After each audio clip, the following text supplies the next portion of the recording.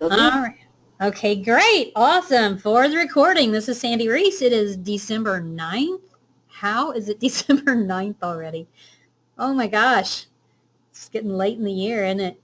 This is our annual planning intensive. This is an opportunity for us to dig in on some things for next year. It's going to be a little bit different than if you were in the blueprint. That was very tactical, practical. This is going to be a little bit different, but it's still all really important, and it's really, these are some key things that you need to be thinking about. So what we're going to do, I've got quite a lot of content that I want to go through, and you should be able to see the screen. Hopefully everything is working okay. There's going to be a couple of places, actually several places in here where I'm going to come back to this screen and I'm going to set this timer, and you're going to have some time to work on some things, and those are also going to be great times if you need to run to the restroom, you need to take a bio break, you need to get some water, whatever. It's going to be a really good time to do that. I've got 3 hours set aside for us. I'm not sure we're going to need the whole 3 hours, and we're going to use what we need. So if we get done early, you guys get to take off early. If we use the whole thing, then I'm going to make sure that I give you good content all the way through. All right, so that's that. You should have gotten the handouts. There was an email with some handouts in it. Hopefully you got those and had a chance to either print them off or at least pull the Word document up. We gave them to you in Word and PDF. Definitely pull that up because you're going to want to take some notes on these. And I'll go ahead and tell you about the very first one. The very first one looks like this. It says, My Ahas. On the left, it says, Insight I just had, and on the right, Action I need to take. So here's what's going to happen today. As we go through things, you're going to get ahas. You're going to go like, oh, that's a great idea. Jot it down. So jot down on the left the insight that you had, and then over on the right, the next action you need to take on that aha. Okay?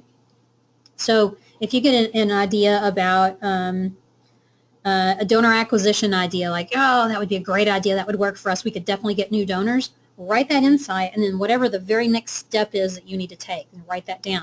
And you know, we capture this kind of stuff so that when you're done, and maybe next week when you come back and look at this, you can go, okay, here's the top things that I want to work on. So hang on to that one, keep that one handy. All right. You guys know, after having been in the Mastermind for a while, and some of you who are listening to this working privately with me, you know that there are really 3 things that I want you to focus on when it comes to planning. And I'll pull a new document up here. So we know that we need to look at the dollars that you need to raise. We need to look at the number of donors to renew and the number of donors to acquire. These are 3 things we've got to really pay attention to when we're putting a fundraising plan together. Now, if you went through the blueprint, you know that we looked at a whole lot of information around that, and we looked at the tactical, practical part of planning and laying out your year and a summary calendar and those sort of things. And what I thought we would do today is spend a little more time talking about acquisition and renewal, because I think those are 2 places that we probably could never spend enough time, honestly. Those are things that are super important. So that's some of what I wanted to dig into today. I've got some exercises we're going to walk through, and I want you to ask questions as we go. So definitely jump in, and there may be a place or 2 where we can take somebody specific and walk through and really do some brainstorming and some thinking about this. So that's where we're going today. All right, if you go back to the handouts, go down to page 2. Your handout looks like this. It's called State of My Nonprofit. What I thought would be really interesting to do, and if you know some of these numbers off the top of your head, start filling them in. If you don't, you can go back and look at this later. But I want you to look at some different key indicators, almost as if this were a dashboard, some different fuel lights and your engine light and that sort of thing. And we're going to do this in 3 points in time. So you'll see over on the left there's a list of categories. It starts with revenue, and we have the number of active donors, number of monthly donors, size of email list, and so forth. Those are some different indicators of how well you're doing with your fundraising and as an organization. And then what I want you to do is be able to look at where were you this time last year, where are you now, and where do you want to be next year. So for example, maybe last year your revenue was, let's say, $295. Where you are right now, year to date, maybe you're at $310, and next year what you'd really like to do is $325. Okay, so just as an example, why do we want to do that? Well, for one thing, we want to see where are you right now. So if we looked at all the numbers in this column of where are you this year compared to last year, and have you made progress? Have you made improvements? And you want to get an idea of how much improvement.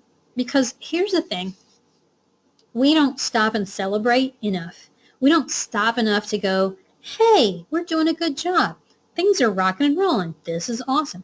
So if you have a look at some of these numbers, then you can go, wow, last year we had 455 active donors. This year we have 532 active donors. That's great. We're going to celebrate that. Next year we want to have 1,000. And then you can even look at where you want to be next year and say, is that realistic? Is that doable? Is that really something that's possible for our organization? And I'll tell you right now, anything is possible. Okay, anything within reason. There's definitely a lot of things that you can make happen if you put the plans in place.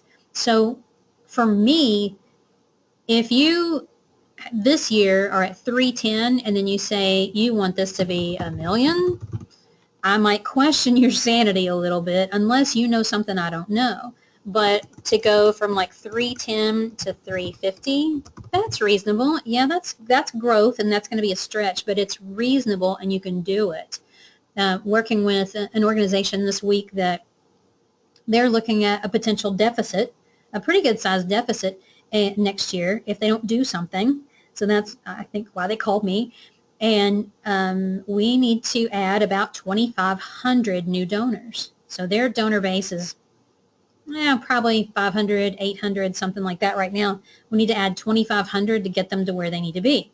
That's kind of scary, really, except we were able to jump on the phone yesterday and we came up with two ideas, two really solid ideas that between those two ideas, they probably can get their 2,500 new donors, which is very cool. So the brainstorming and the thinking and the strategy is all really important, and most of us don't take enough time to do that. So I'd encourage you to have a look at all of these numbers. If you've got a monthly giving program, where were you this time last year? Where are you now? Where do you want to be next year? If monthly giving is something that you really want to push on and you think of all the things that are going on, if I just hold steady with everything else and with monthly giving, if I can double or triple or quadruple the number of monthly donors, I can really make some significant stuff happen, then that's going to be the place where you want to spend a lot of time strategizing and really thinking about how you make that possible. It's absolutely doable. Absolutely doable. So I'm thinking about Becky. Becky, I know this is one of her goals, is to keep growing her monthly giving program, because she knows if she can hit the 300 mark, if she can get to about 300 people giving monthly, she's going to fully fund her ongoing operations, which is going to make her life super easy. So I know that's something that she's really looking at. Then some of these are a little more subjective if you drop down to the quality of your events. Now, you guys all know that I think you ought to do one event and do it really well, hit it out of the park, and don't do event after event after event. Now, there are some exceptions to that, but by and large, you need to be really clear about the one event that's your signature event. But you may also think about the quality of that event. Is that event as good as it can be, or do you have some room for improvement? If you were to grade that on a scale of 1 to 10, how would you grade your event last year? How would you grade your event this year? What do you want for next year? So you want to think about that. Think about the quality of what you're delivering. Think about not just the money that you're raising, but maybe the awareness or the number of new friends. So you want to be curious. If you can be super curious about your numbers and look at them and really think about what they mean, you can learn a lot. I was on a call earlier today with a client who just had a really good Giving Tuesday. And so we were digging into her numbers and looking at of the people who gave, how many were new donors. And she had 27% new donors of the people who gave, which I thought was really pretty good. I'm not surprised because Giving Tuesday tends to be a time when you can get a lot of new donors. So we're looking at that, and we were able to see that or make some guesses about where those people are coming from, just from some things that we already know about her donor base. And it was just fascinating to see some trends. So even just about, she had like 5 or 6 numbers that we were looking at with her Giving Tuesday. We saw a couple of trends, and we said, okay, the people who are giving either have a direct experience with this organization, or it's a family member or a friend of somebody who has a direct experience. So we said the link is really strong with these donors. So we want to make sure that we are leveraging that. I said, well, the first thing we need to do is make sure we have a really strong peer-to-peer fundraising opportunity going forward, because what we're seeing just from those Giving Tuesday numbers is that brings in great new people. And not only did she get all those new donors, but the the average gift size was over $150, which is huge. That's a huge average gift size for a brand new donor. They're screaming that they love her organization. So we said, those are some really hot new donors. How do we get more of them? Well, I think if we go back and do some more peer-to-peer stuff, we probably can. So that's why you want to look at the data. You're going to be able to see some trends. You're going to be able to spot some opportunities. And the other thing is, when you get this all filled out, it's going to give you a place to do some celebrating and say, this is awesome. For some of you, maybe you've grown your staff from 0 to 1, and next year you want to have 3. Or maybe your staff size is not 0, but it's like maybe you've got 25 employees and last year, and now you have 30, and next year you think you're probably going to have 45. Whatever that is, it's really handy to look at that. And then there may be some other things that you can put in the everything else column. Because you all have different organizations, you've all got different things that you can measure, just so you can get that just snapshot of where you were last year, where are you now, where you want to be next year. That's going to help drive you forward. I'll back up and talk about a couple of things. Board engagement is that's kind of hard to measure, and you can get a sense of that, or you could define what that means for a board to be engaged. Maybe that means they at least gave a personal gift, they attended an event, they have volunteered at least 4 hours, or whatever that looks like for your organization. You can define what that looks like. If that's attendance to board meetings, or if that's responding when you email them about something, you can define what that looks like, and then go back and look at everybody's behavior last year compared to this year, just to see, do you have an improvement in engagement? Community awareness is another one. That's another one that's a little hard to measure, but what you can measure there are things like the number of speaking gigs that you went out and did last year versus this year, or the number of stories you got placed in your local news.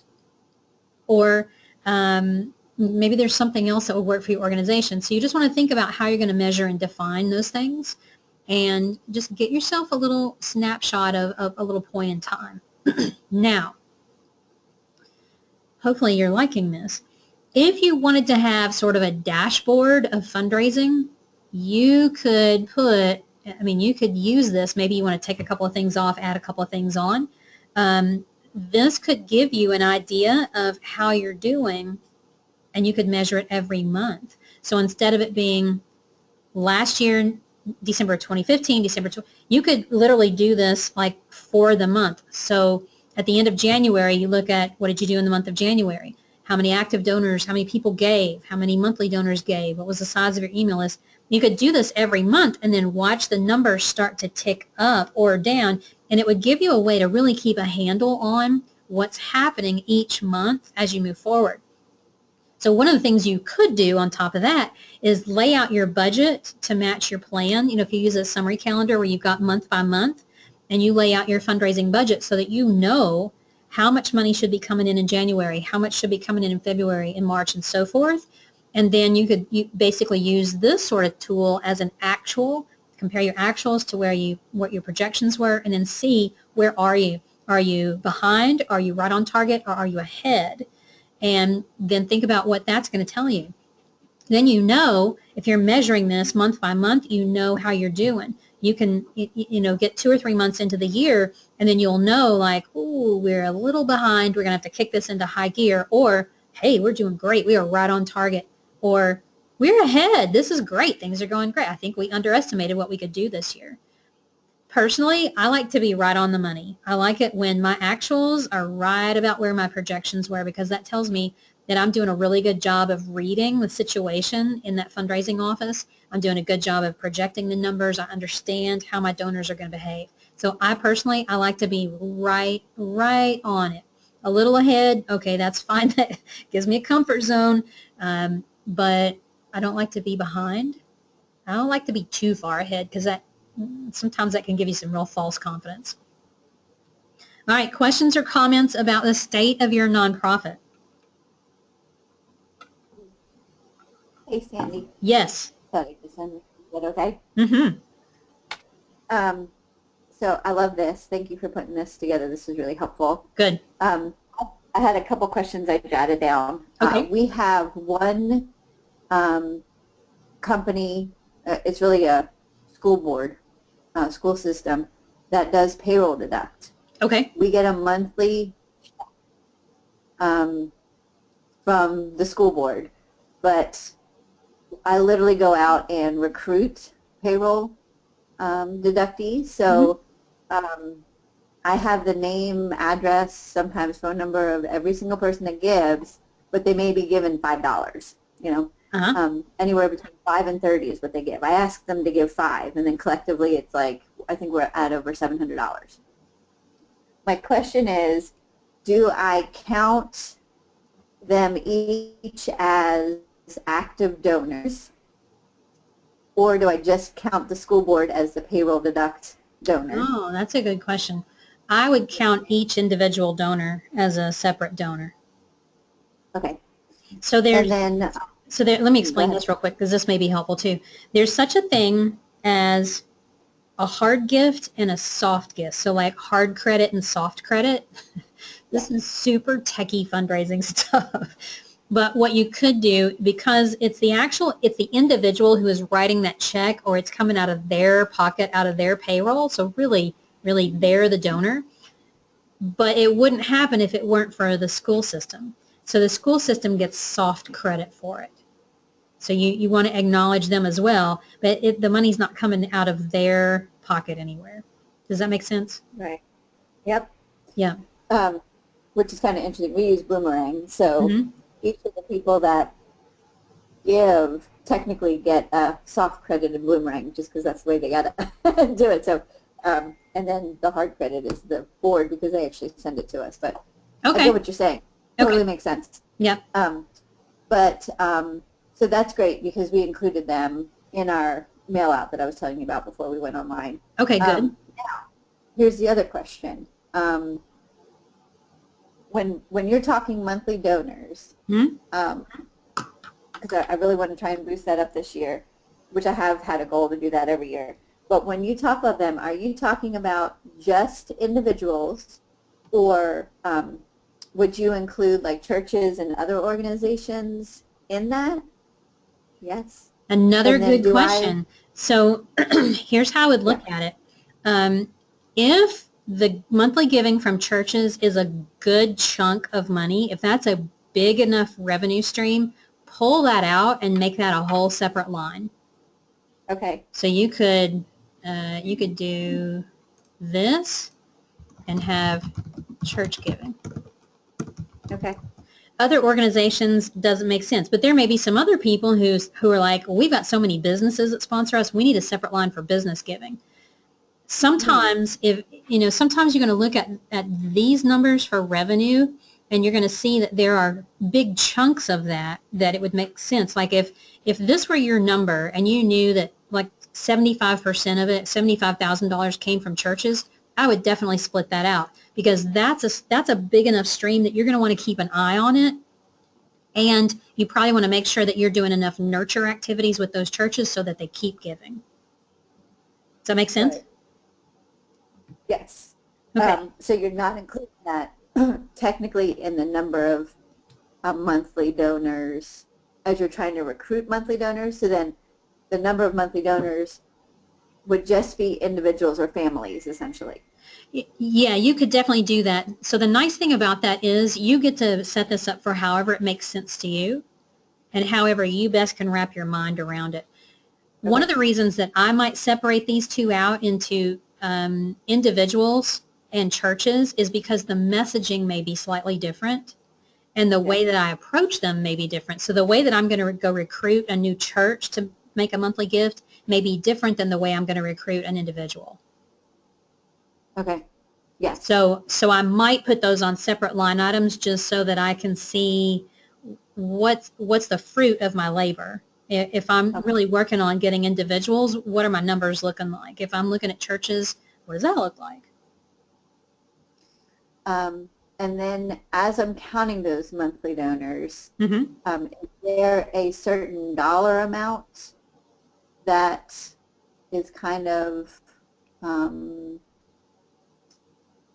don't know about a status quo, but like a good place for us to say that? We've changed that over the years. Like it used to be that I asked for $30 a month from people. Mm-hmm. Now this year we're asking basically $20, $19.40.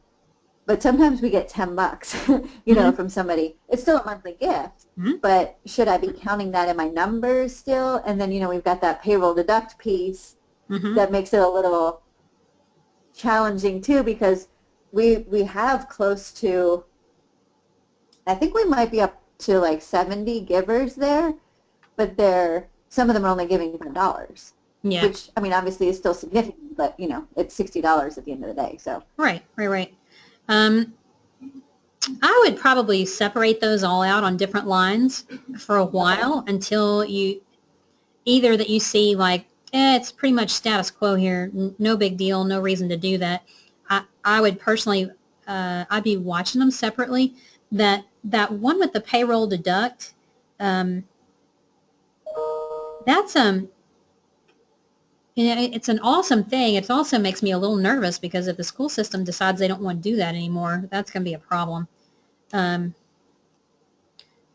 So I think I would put that one on a separate line too, just so that you could really see into some detail what's happening with these different kinds. So you may have 3 or 4 different kinds of monthly givers. So you may have, you know, kind of a heading of monthly giving if you were doing this in Excel, and then like your churches and your payroll deduct and then your individuals, and then if there's, you know, anything else, you could put that there too, just to kind of keep an eye on it. And one of the other things that you may figure out really fast is you may figure out that for the time that you put into it, it's a whole lot more productive to go recruit a new church to become a monthly giver than it is the payroll deduct. Or you may have to find a way to do that so that you're getting enough ROI on your time that you're putting into it that it really makes sense to do it. Does that make sense? Totally. Mm-hmm. And then is there kind of a, what's the word I'm looking for? Market standard or of how much of an increase? Or is it just solely off of you're looking at where your goals are and then trying to figure out what you might need? Because I find monthly donors are the hardest ones to bring on. And I often wonder if I'm setting my goal too high because I'm not meeting it every year. I'm totally missing it. Okay. So, you know, I just want to try and be a little bit more realistic with myself because it just feels defeating, obviously, if you're Yeah. goal. Well, definitely, if you've set that goal kind of high the last couple of years and you haven't hit it, I would set it lower. Give yourself a chance to hit it because let's face it, it'll just make you feel better. Right. And none of us like to set a goal and go after it and then fall short. That just feels crappy, and it's not going to help you at all. And then the other thing is, when you do something like this sort of exercise, and you might even go back another year or two and look at what has the growth been in your monthly giving, then you can see, well, it's held pretty steady at 10% every year, so it seems like adding another 10% this next year is probably the right thing to do. Okay. The better you know your data, the easier that is to do. One other thing I'll tell you about what I know about monthly donors is, and I think we've talked about your numbers before, knowing your numbers and what a dollar will do at your organization. If it costs $12 to help somebody, $23.87, whatever that number is, And then if you can ask somebody to give that as a monthly gift, people tend to do that. But people are going to give whatever they're going to give. I remember, setting out that sort of thing where it was, some bizarre number a month to feed a family of 4 for a month. And there would be somebody who came along and said, well, I can give $10. Great. And I was grateful for that. And I had somebody who, all the way up to somebody who gave $150 a month, and that's what they wanted to do. People are going to give what they want to give, and that's fine. And what we're trying to do is give them a place to start with an amount that means something. We definitely want to have a number that is a very realistic representation of something that's happening in an organization. And that's something that people can wrap their mind around. They can visualize it. They can see exactly how their money's going to help, and they're more likely to give. And there may be some things that we want to have a look at in terms of monthly giving, just to see if there's some specific strategies that you might implement that might help you bump that up a little more. Okay. We had last summer, we had Erica Wasdorp come in and do a webinar, and I can get you the link to that if you want, but I'm planning to ask her to come back, and she's brilliant at monthly giving. Okay. Yeah, I'd love to hear more on that. Mm-hmm. Yeah, I'll just make a note. I'll get you the link to that recording. Okay. Cool. All right, anything else? Thanks. That was great. No, you're welcome. No, this is great. I've been keeping track of some goals, but this is helping me refine that a lot and learn how to dice this up a little bit better than I have been. So thank you. Yeah, you're welcome. You're welcome. I really should pull up the spreadsheet that I used to use when I was at the food bank. You guys would all get a good laugh out of it. It was probably close to 100 rows that I kept detailed, like detailed little segments of this and segments of that, and how this performed and how that performed. And it was a lot of detail. But it was so helpful for me. It was kind of crazy at first. In the first year I set up a spreadsheet, it was not that detailed, but by year 5, it was ridiculous detail. But what that did for me is I knew exactly how my donors were going to behave. I knew that if I dropped an appeal in October, I could tell you with some pretty eerie accuracy how people were going to respond and how much money we were going to raise. I had some very specific strategies for renewing lapsed donors and getting new monthly donors. And it was because I was watching the data so closely that I was able to do that, which is a lot of fun. So I'm glad that that's given you some ideas on some new and different ways to segment a little bit. And as I said before, I like this for sort of an ongoing dashboard, an ongoing sort of how are we doing really, and are we on target, are we off target, what do we need to be watching? Great, thank you. Yeah, you're welcome. You're welcome. I'm glad that's helpful. I'm really excited to hear from some others too, what they think about really digging in and segmenting these sort of things. And again, this is the sort of thing that any of you can customize it for yourself. So if you look at this and you go like, yeah, I don't really care about size of email lists. I'm going to dump that out. But what I do care about is the number of corporate sponsorships, or maybe you've got how much sponsorships you're bringing in. I'm thinking about Courtney. Maybe you want to measure the sponsorships on your events or attendance on events. You can have a look at those kind of things too. So customize this so that it makes sense for your organization. Part of my job here, I think, is just to make you think, to get you to stop for a minute and go, oh yeah, that's a good idea. We should really have a look at that. So if I've done that here, then doing a good job. So down at the bottom of this sheet is a sort of a question that I would encourage you to think about, and that is, when you lay out where you want to be next year, so this time next year, what do you want to be different a year from now? I want you to think about what's going to hold you back, what's going to get in your way, what's going to keep you from reaching some of those numbers. What's going to keep you from growing your revenue or growing your donor base or improving the quality of your events or your board engagement or any of those things? What's going to hold you back?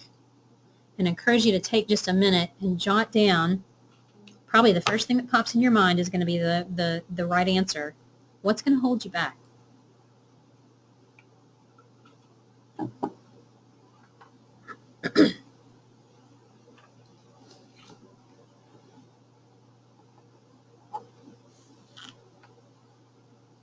For some people, it may be time. you're busy and you're doing a lot of different things, and it's really tough to get time to do everything. For other people, it may be fear of spending money on fundraising. It may be fear of asking. It may be, whew, that means we got to really put ourselves out there. That's kind of scary. But I want you to get clear about what's going to get in your way. Why do you think I might want you to do that? Well, because when you get clear about what's holding you back, you can do something about it. You can either put some support in place for yourself. You can get some coaching around that. You can show up on a coaching zone and say, okay, here's what's going to hold me back this year. It's fill in the blank, and I can give you some support around that, and your fellow mastermind members can give you some support around that. So it's really helpful to know. And for me, that what holds me back, it can shift a little bit. There's a handful of things that, like, it's always a thing. It's those things that get in my way tend to always get in my way. They can lessen a little bit over time, and I know they're there. And then sometimes as I'm doing my own personal work, I uncover something else. I'm like, oh, didn't realize that was there. Didn't realize that. Okay. All right, so that's part of what's going on. We talked some at the retreat about how your mindset really can have a huge impact on what's going on. And one of the things that I heard a coach of mine say years ago that I think is very appropriate for nonprofits as well, and what she said was, your organization will never outgrow you. So it's only going to grow as much as you grow. So if you have some real issues around asking for money, you've got some confidence issues, you're really nervous about talking about money, or you just really don't want to put yourself out there, your organization is never going to grow past that. So there's definitely some things that you may want to look at for yourself, get some things cleared away if you can, or definitely get some support with it. Personal development is, I think, it's such a challenge, and it's an ongoing thing. I can remember years and years ago, I thought, okay, I'm gonna do some work here. I'm gonna get this shit handled, and then life is gonna be good. And guess what? New level, new devil. You know, you grow, and then all of a sudden there's some other thing that pops up, and now congratulations, you get to handle that. You get to work with that. The good news is, while we're doing that, if you're handling your personal stuff, you're probably also creating space to raise more money at the same time, which means you're helping more people and changing more lives, and that's what we're here for. But I do want you to take that one seriously about what holds you back, and let's get you some support around that if you need that. All right, let's go to the next worksheet. Oh, why is there a blank one? All right, the next one is preparing to plan. So this is fun.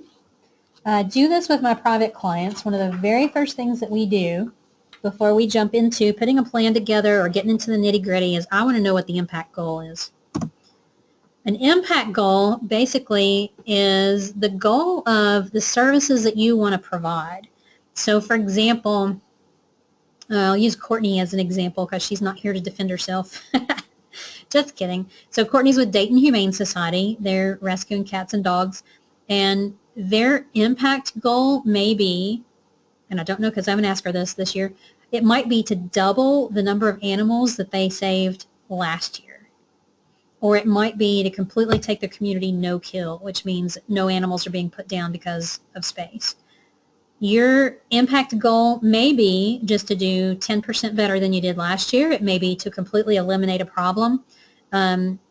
It's definitely going to be something you can accomplish in the year, so it's not quite a BHAG, but it's something very measurable. So I'd love for you to think about for a minute what you want your impact goal to be and jot that down on the Preparing to Plan page.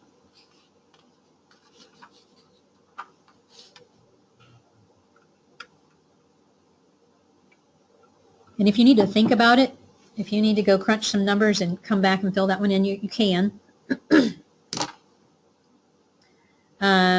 Let's see.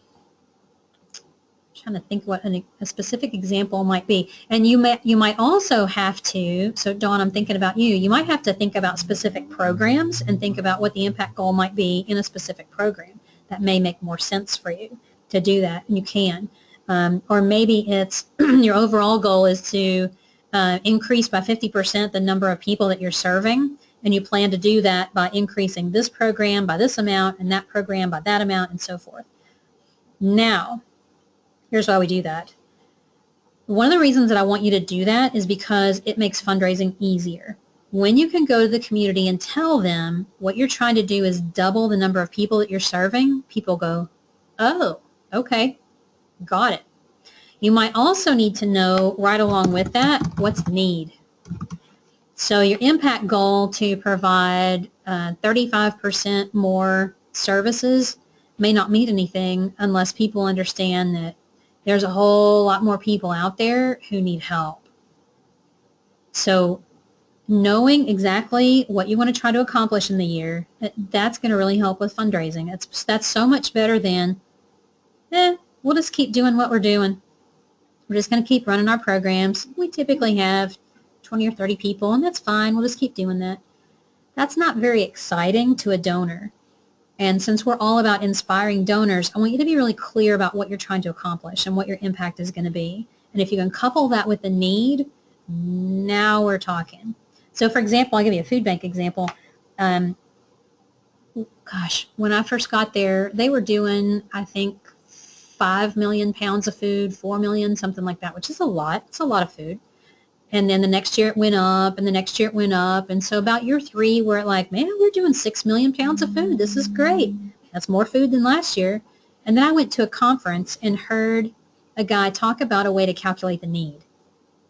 And I thought it was fascinating. And so I came back and crunched the numbers for our area and went, oh, okay, we're doing 6 million pounds. If we're going to totally meet the need, we need to be doing 18. So we're only 30% of the way there. Okay, that changed the game. It changed the game for all of us. All of a sudden, the status quo on fundraising was no good anymore. The whole, oh, I'll just keep doing what I've been doing. You know, we'll raise a little bit more on this event. We'll do a little bit better on that. Like, no, we need to be, I'm like, well, I need to raise 3 times as much money if we're going to completely meet this need. And it was so much easier then to go and talk to people and help them understand why we needed to double the amount of food or triple the amount of food that we were handling. And donors got excited about that, and they got on board with it. And I really think that's part of the reason why I was so crazy successful there, is because we figured out a way to really inspire people and to connect with them emotionally about what was really going on in our community. So I'd encourage you to figure out your impact goal. Another thing that you want to have a look at as you're thinking about planning is, what are your assets? What do you have to work with? And that could either be maybe you've got a large donor base, maybe you've got a huge Facebook following, maybe you have a terrific location where you get a lot of traffic. Maybe you're really well known, your organization's really well known, whatever that is, that's an asset. Yesterday I was talking to Natalie and Megan from Pet Community Center in Nashville, and they've got, not only do they do some rescue, they do a lot of outreach, but they have their own clinic. They have their own clinic where about 50 people a day are coming through there for either spay-neuter surgeries or vaccinations or something like that. And so I'm going like, all right, so you you have thousands of people a year coming through here. How many of them are donors? And the answer was not nearly enough. Okay, well, that's a huge asset because you've literally got people coming in your door who are likely to care about what you're doing. Let's strategize how we can ask them for money. Okay, so you want to really think about what you've got going for you. What I find about assets sometimes is they are hard to see when you're in the middle of them. You know that old saying, you can't see the forest for the trees? It's very true. Sometimes it's really tough to see when you're the one right in it. But these are some of the kind of things that you might have. If you've got a thrift store, you've got a physical location where people are coming in. If there's something that you're doing where you have access to a lot of people regularly, or maybe you have the opportunity to be on a local radio station once a week. Maybe you have the opportunity to be on a local TV station regularly. There's all kinds of things that could be huge assets, and you want to make a list of those, because as you plan and as you start thinking about donor acquisition, those are things that you want to definitely leverage, just like I was talking about with Natalie and Megan. When we need to if they need to grow their donor base, that's going to be a great way to do that because it's going to be low-hanging fruit. So if you're not sure what your assets are, you're welcome to jump in. I'll be happy to help you think through that. Just look around with fresh eyes to see what you've got that you might be missing. Challenges are another thing that you want to include as you're preparing to plan. Challenges could be things like you're going to have to move. Your landlord has evicted you and you're going to have to move, or you're going to lose one of your biggest grants this coming year, or maybe there's a huge plant in your town that's closing and a lot of people are going to be out of jobs and that's going to impact you. Those are the kind of things you want to think about in terms of challenges. And you want to think about, what's that going to mean for you next year. So there's a couple of counties over from me. They've got a huge challenge in that we just had big fires. Some of you may have seen on the news the fire that was in Gatlinburg, Tennessee. That's just maybe an hour and a half from me. And I'm already thinking about, for those organizations that are there, I mean, I know a lot of nonprofits in that area, that's going to impact them. I mean, it's impacting them right now, some in a good way, some in a bad way, but that's going to be big because that whole area, their revenue is based on tourism. And if there's people who, a lot of people have canceled their reservations, that's going to impact the community economically, which means some of those organizations may not get some of the donations that they normally do. There are a lot of companies that are giving tons of money to the fire relief effort. What's that going to mean for the other nonprofits? Don't know. That's a big challenge. It's a big unknown at this point. So you just want to think about what you have going on that's similar to that and just make a note of that, because as you're thinking about your plan, as you're thinking about your strategies, as you're thinking about what you want to move into next year, you want to keep these things in mind so that we can either leverage your assets and or use them to address those challenges or find a different way to address the challenges if we need to. So this, again, is just to get you thinking very strategically about what's going on with your organization. All right, so we're going to move from that over into page 4, and I think some of you are going to really like this one. Let's go to the fundraising pie. Now, you guys all know about pie charts, right? You know what pie charts are. I'm going to actually fire up an Excel sheet here. I'm going to do a pie chart over here. What I want you to do is to think about revenue in some pretty big categories. Let's do grants, events, individuals, monthly giving, major gifts, I'm going to just say other, and that may be Giving Tuesday, it may be some other things. What I want you to do is just take those big, broad categories, and you may need to add another one or two, and then just think about what your revenue is from each one. So I'm just going to make up some numbers here. We're going to look at, we've got 15,000 coming in from grants. Our event did 27.5.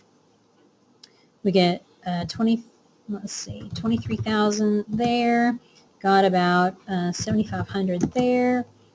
Let's say 30,000 there and 10 here from Giving Tuesday. All right, so I'm just totally making these numbers up. That's okay. You're going to see what's going to happen here. So our total revenue then was 113. Then I can take this and I can go create, if I can find it, probably right there. Let's do a pie chart.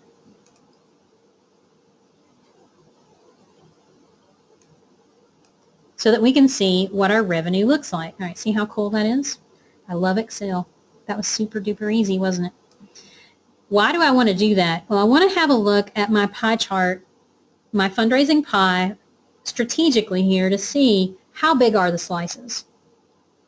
I want to see a pie chart that looks actually pretty much like this. This is looking pretty good in that there's no one piece that's giant. I mean, I've got some that are small, like that one right there. That's our monthly giving slice. It's kind of small. That's okay. It could be bigger. But I don't want to see any of these be way, way, way too big. So look at what happens if my grants if I was really reliant on a grant and I was getting 150,000 maybe from a government grant. Look what happens to my pie. See how now I have this giant piece that's all blue? That's scary. That's real scary. What happens if that grant goes away? What are you going to do?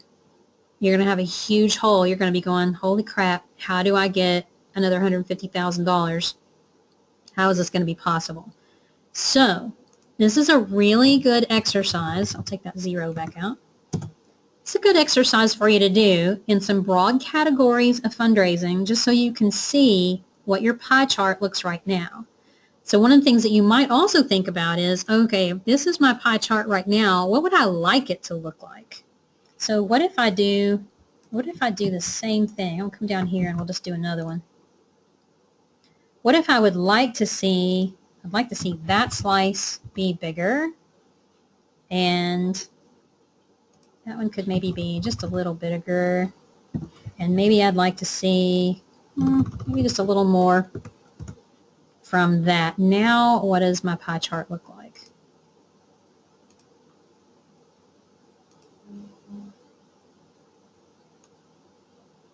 Put my second chart down here. So it's really not too terribly different from the first one. Not terribly different with the slice size. My purple slice is bigger. My orange slice, which is other, that one's a little bigger. Maybe I could even bump that one. What I like about doing this in Excel is you can play with the numbers and just see what happens. So look what happens now. It's not real different, but different enough. If my pie chart looked like that next year, that means that I've got some really good diversified revenue streams. I've got money coming in from lots of places. I'm not too heavily reliant on one piece or another, and that's pretty healthy. That's a pretty healthy looking pie chart right there. This one's not bad. I mean, I would take that one all day long too. I don't want to see one that looks like this. That's really scary. So that's a big fat no. We don't want to see a pie chart that looks like that. We want to see one that's much healthier like this one. So you may have to go back and crunch some of your numbers to see, what have I got from big broad strokes? And you can use that. You can use that worksheet to literally draw them if you want to. Get your crayons out and have some fun with that. Or you can do like I just did in Excel, and you can come and just create this just as easily as I just did. It's not a big deal. If you've got more categories of giving, so like with Dawn, we were looking earlier, there was like a church giving, maybe you've got sponsorships, whatever you've got, it doesn't matter. List them out, just broad categories of giving so that you can see where things are coming from.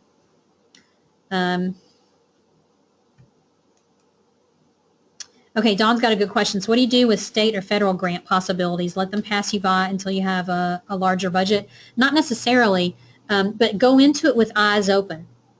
And here's what I mean by that. So if you've got a possibility for a federal grant and it's going to give you, maybe it's going to give you an amount of money that's like 50% of your whole budget, and you're going to be able to start some programs, and that's going to be awesome. That's good.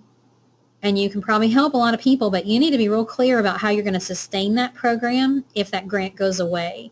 And that's the thing that to me is very unnerving about federal grants. You can't always count on them from one year to the next. If it has an option to renew, I mean, like if they commit to you for 5 years, if that's going to be the life cycle of that program, that's fine. But if it's something that you're wanting to start a new program, there's seed money through that federal grant or a state grant to do that. Don't assume that it's going to be there forever to cover you. You need to be thinking about it as you go into it. How do I sustain this when this grant is gone?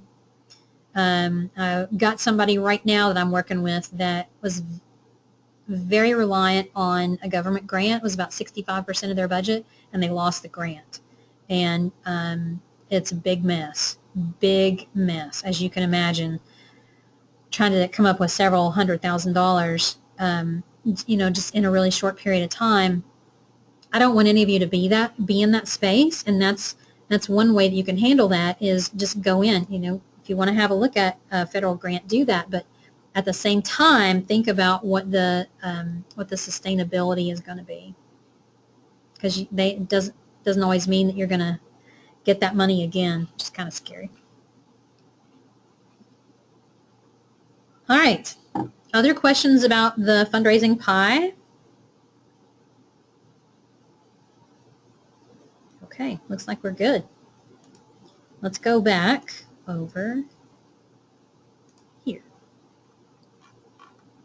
All right, several things I want to make sure that you guys are thinking about as you're putting your plan together. So if you go on, this is on page 5 in the handouts. Page 5. So this is a bit of a checklist.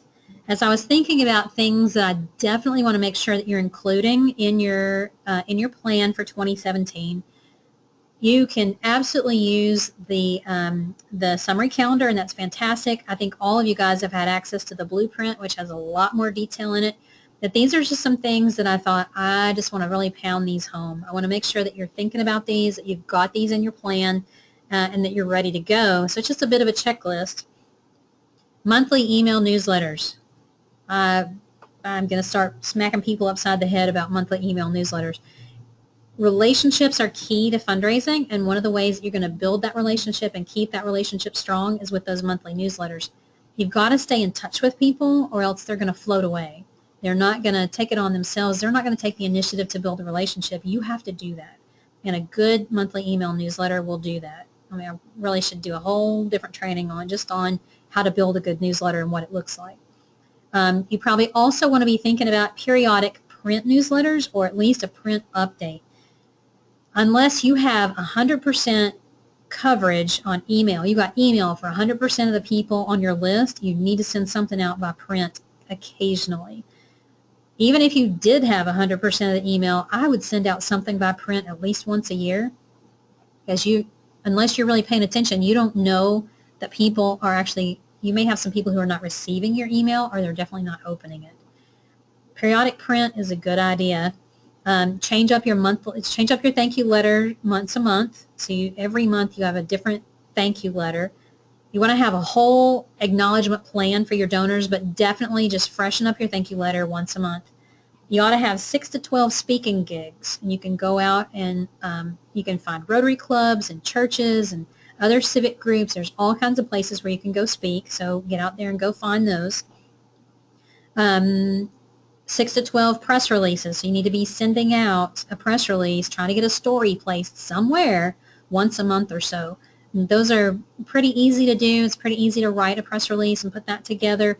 Get it done. Build some relationships with the media. It will serve you very well. Social media plan. You need to have a plan of 6 to 12 speaking gigs a year, Dawn. Yeah, good. For the whole year. So basically one a month. If you're pitching a story, one a month, or if you're out there trying to find one speaking gig per month, that'll get you out there. That'll not only it'll help raise awareness, it'll help bring in new donors, and you'll probably be reaching some current donors as well. By the way, one really good way to do that, to start getting some of those, is either just post on your Facebook page or include it in your newsletter that you're looking for places to speak.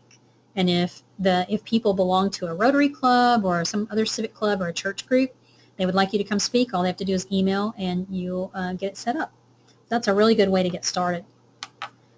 Social media plan. You need to know what platforms you want to be on, how many days a week you want to post, every day, how many times a day you want to post, what kind of things you want to post. If you can figure all that out, then social media gets really easy, and you can use a tool like Buffer to get that stuff scheduled, and it's super easy. Excuse me, you need a grant deadline calendar. You need to know when your grants are due. You ought to have your major donor prospects identified. You should have 10 or 12 people identified who are capable of giving you a major gift, and you should be calling somebody once a month. If you do that, then really you're only calling one person a month, and that's super easy to do, and it can pay off big in the long run. You need to have some kind of cultivation plan prepared. So in other words, what kind of things are you going to do with those major donor prospects? So once you identify who they are, then what? You're going to call them, maybe take them to lunch, maybe invite them for a tour. That cultivation plan is something where you can think through that ahead of time, what it might look like. and then customize it for each donor. So for me, I like to start a cultivation plan with the things that I'm comfortable doing anyway. So for me, I almost always start with a thank you call. I call them and say, thank you so much for your donation. Would love for you to come by for a tour. So I'll invite them for a tour as a next step. If they come, great. If they don't, then I might pick up the phone a week later or so and invite them to lunch or coffee or something. So those are just the first couple of steps in a good cultivation plan. You want to have your volunteer needs identified as you go into the year. And once you start planning, you're going to know when your events are, and you're going to need volunteers for that. You may have an open house scheduled, and you're going to need volunteers for that. So once you get that summary calendar all filled out, you know what you have going on, then the volunteer needs get much easier, and you can start recruiting those early and have people lined up well in advance, which is really cool. You need to have your event scheduled, your event committee recruited. If you don't have that already, you need to have a committee to put your special event on. Committees can make a huge difference in the success of your event, your activity. Think about systems. We just did the training Wednesday on creating systems for your organization. I would encourage you to pick 10 or 12 that you either need to create or refine and get those on your plan so that you know that you're going to be working on it. Systems it's a funny thing. You know you need to do it. You know you need to work on it. But if you think, I'll wait and do that when I have time, you'll never do it. You're never going to have time to work on them. So you need to pick the ones that need to be worked on. They need to be created. They need to be refined, and get them in your calendar. And that's how you'll get them done. Have your donor acquisition ideas ready. Everybody needs to be in the donor acquisition business. And have a support plan in place for you. If you don't already have vacations booked, you need to do that. If you need to go through once a month and just mark a day off, that's your day to just go do whatever you want to. It's your day to play, guilt-free. Do that. Guarantee all of you need that. All of us do. That's a habit that we've gotten in here, is marking off time on the calendar and making sure people are getting enough off time, downtime, fun time, play time. It's really important. So make sure you've got that support plan in place. So that's just a good checklist as you go back and look at your plan to make sure you've got all those things in place. Questions about that?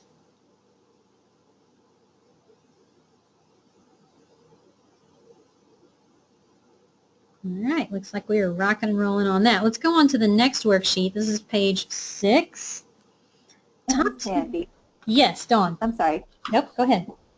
I was jotting down notes, and then I thought, I wanted to ask you a question. Yeah. Can you, we want to be really big on the event committees this year. Mm-hmm. But I think because, for the most part, we've kind of gotten into the flow of us taking care of a lot of stuff. Yeah. And I don't have the people that are involved in my events right now. There's board members in each area, but they are not event planners by any means. So they think, we need more people, but getting them there, making sure we have a set time, giving them actual job responsibilities has not been very clear. Yeah. So can you maybe give just a quick overview of how we can make sure that our event committee members feel like they are part of the process, and maybe how many is a good number to have, and that kind of thing? You bet. You bet. Committees are an interesting thing. They can either be fantastic and get a lot done, or they can be a total drain. And I've been part of both, both of those. So what I find works best is when you have people who have attended the event before, so they've got the vision, they understand what that event is going to be, or at least they're all on the same page together about what they're trying to create. That's when it works best. You want people who understand the kind of event and how you want it to flow. And there are different kinds of events. There are events that are really more, we might say more high society kind of events, where it's more of a gala, it's a black tie. And people who attend a lot of those events, and they have expectations about how those events go. Then there are other events that are more of like barbecue and bluegrass. It's a down home. It's just a different vibe of an event. So you want to make sure that your committee gets the vibe. They understand what you're trying to create, and everybody's on the same page. You definitely want somebody in charge who is detail-oriented and can run a good meeting. Nothing will run people off faster than a meeting that drags on forever and nothing ever gets decided or accomplished. So you definitely want somebody who can run the meeting. I believe start on time, end on time. That's huge, especially if you've got people who have busy lives. They don't want to come and spend 2 or 3 hours and basically walk away going, that was a waste. So if you're just getting started with that, I would think really carefully about who the chair is and make sure that that is somebody that can run that good meeting. They can keep everybody on track, keep things moving forward, be gentle with people when they need to. Sometimes you're going to get somebody who's going to pop up with an idea that everybody else at the table goes, that's dumb. But the leader needs to be able to say, that is a very interesting idea. Let's think about that, and we'll circle back around to that. Let me think about it, or let me talk to Dawn about it, and we'll come back to that one next time. Something like that. So they've got to be able to handle that stuff very gently. And then keeping everybody in touch. You know what? I'm thinking about the Horsehaven Committee, and we've got 2 or 3 people on that committee that tend to feel, sometimes they've both said this to me several times, I don't really feel like I'm doing anything. And I'm like, yes, you are. You're bringing sponsors in, and then the right before the event, you're helping gather auction items, and then you're helping us set up the auction, and you're helping us work the event. Like, what else do you think you're supposed to be doing? Because you're doing it. But reassuring people that they really are needed, I think, is important as well. As far as how many, I think 10 to 15 is probably a good number. I think if you get much fewer than 6 or 7, then it's really not enough. Much past about 15, and you get this weird group dynamic that can show up where nobody will volunteer for anything because everybody thinks somebody else is going to do something. So that can happen. Yeah. So I like 10 to 15 personally. I think we have about 12. Probably 10 or 12 on the Horsehaven Committee, and not everybody shows up every time, so we actually only have like 8 or 10 that actually will be there at a meeting. And it's just, part of it is a rah-rah session of, here's what we're trying to do, here's why we're creating this, everybody matters, and then we also, the girl who's our chair right now, she's really good at the beginning of the meeting and at the end of the meeting to say, thank you all so much for being here, I really appreciate you. Your time is valuable, and we're very grateful that you've chosen to spend part of it with us. So I think part of it is having a good leader on the committee, being really clear about what the committee can do and what the committee has responsibility and authority to do, and then getting people on the committee who are just willing to do some work. If they think they're going to come and just pick out the color of the napkins and that's it, that's not really very helpful for you, because you need that committee getting sponsors and selling tickets, and then whatever you need them to do the day of. What else? That's what I'm trying to think of, like different job responsibilities for the committees. And like I said, I think it's because we've been doing it for so, on our own. It's just like, this person does this person does that. And it ends up being very staff driven, which just the amount of people we serve these days is a little much for our staff to take on, so that's why we're trying to get some other people involved. Yeah. Can you give me, I know I've heard you talk about Horsehaven before, I'm trying to jog my memory on what that whole event looks like, but could you give me an idea, using that as an example, how you have your committee members kind of designated in different areas? I heard you say, like, day of event. Mm-hmm. Ticket sales is interesting to me. I don't know that we've used that well before, so if you could talk a little bit about that too, that would be helpful. Yeah, our committee for the last 2 or 3 years has pretty much been everybody does everything. And so we haven't had it real distinguished. Like at this point right now, we're working on sponsorships, so everybody is bringing sponsors in to the best of their ability. And for some people, that's like one company, and others it's like 10 or 12 they'll bring in, and everything in between, which is fine. We did last year ask one committee member to be responsible for the silent auction. We had another person who was responsible for table decorations, another person who was responsible for setting up registration, another person who was responsible for something else. So last year we did start doing some of that, and that's helpful. And then you have to have a way to like hold people accountable. So if somebody says, oh yeah, I'll coordinate the silent auction, and then 2 days before the event they haven't done a thing, that's a big mess. And so you want to make sure that you've got at least a few things in place, or you know when things need to be happening. There's a master timeline so that everybody knows what's going on. Everybody knows when things need to be done, and that's helpful. One of the things you can do, since you've been really staff driven, is get really granular about exactly what the staff have been doing. So take it staff person by staff person and make a list of exactly what have they been doing. So if you have one that's been choosing the menu and dealing with the venue and table decorations and putting the program together and that sort of thing, then you know exactly the specific things. Then you can go back to that committee and say, okay, we need to get this off the staff's plate because they need to be taking care of clients and our neighbors. They don't need to be doing this stuff. So who would be willing to work with the venue and choose the menu? Sally, you'd be, okay, I'm going to put Sally down for that. Okay, who would be willing to work on the program? Who's got some design skills and could do that? Jody can do that. Okay, so you just, kind of go at it that way, and knowing that somebody's going to have to support those people as it's their first time, and they're going to need the contacts, they're going to need whatever tools, whatever past samples, examples, whatever, they're going to need some hand-holding. Mm-hmm. But when you get to next year, it ought to be a whole lot easier. And if you can do, just a little bit of hand holding and then they can run with it and that gets it off your staff's plate, it's going to be worth it. Yeah. Okay. That's perfect. Thank you. Okay, good. Okay, good. Glad we can at least get you thinking about that. One of the things, and this kind of goes for volunteers in general, it's so easy, I think, for some people to think, oh, well, we'll just put a committee in place and the committee can just handle it.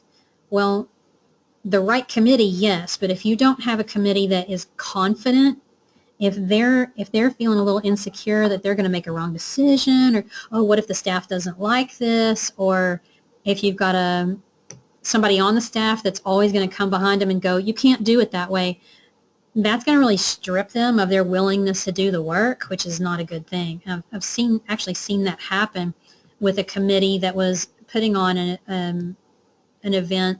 It was a huge dinner, and they laid out all the details. I sat with them. We planned out the program. We got everything done, and their executive director whizzed in a week before the event and changed everything. So those people on that committee were very discouraged. They were disappointed. They were frustrated, and understandably so. They'd spent months working on this event, and then a week before he came in and goes, no, we're not doing it that way. We're going to do it this way. And they're all like, what? You can't do that. So yeah, huge problem. By the way, I did hear just a couple of months ago that he did come back and apologize to the staff about 2 months after that event and said, I should never have done that. It was my mistake. So there is hope for the world.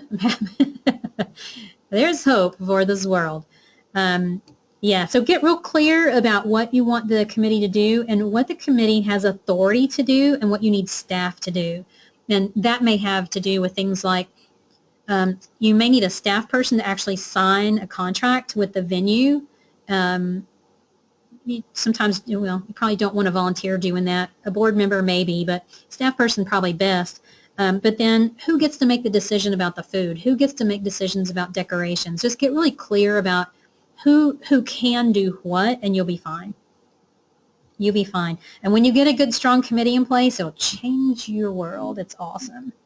It's very awesome. Our Horsehaven event, it's a Dancing with the Stars kind of thing. It's a crazy event, really. It's a lot of fun. We make a lot of money off of it. And what I love about that is it's almost completely committee driven. We've got one staff person. We'll have two staff. Getting ready to hire a development director. We'll have two this year, and there won't be a whole lot that they have to do. I mean, there's going to be some administrative stuff, keeping up with who said yes to sponsoring and have they paid their invoice and all that kind of stuff. But a lot of the go out and sell the sponsorships, get the people there, make sure it's a good time. Like the committee handles all that, which is really cool. That's how I like to see it. Remind me again, too, that's not an ask event, right? That's just they dance and then the auction, right? Yep. Okay. I just keep going back ahead from the retreat. You talked about that, and I'm still trying to decide what I want to do for our annual event that way, because we were going to do the auction, and then when I heard you say that, I thought, let's take the auction out and just do a really good ask. So I'm still trying to get my head around what it's going to look like now. Yes, and you sure can, and I've helped a lot of people with those ask events, and they can work really, really well. I have a I have a group in Knoxville that's been doing it, I bet, for 5 years, 6 years, 7 years, something like that. And they very consistently raise close to $150,000 every year, which Wow. is awesome. It's an Yes. awesome event. So I know those work really well. And by the way, Dawn, if you ever want to see one of those, let me know and I can hook you up. I'll find somebody maybe in a reasonable driving distance if you want to see one, and I can hook you up with that. And that's Yeah. for anybody, actually. And if anybody wants to come to the Horsehaven event next spring, if you want to just come and see this chaos that we created, I always have a table, so let me know and I'll be glad to host you. Okay. That Can I actually, follow up with you later about the ask event? yeah, you bet. You bet. Okay, thanks. Those ask events, they're awesome. You can raise a lot of money with them. I've done them myself as a staff person. I've done them as a coach. The least amount that I've ever raised or any of my clients have ever raised was about $25,000, which is not bad. I did about 25 the first time that I did it as a staff person. I've got 2 different clients that have done it their first time out. They did about 25. So I think that's pretty good for an hour event. So an ask event really is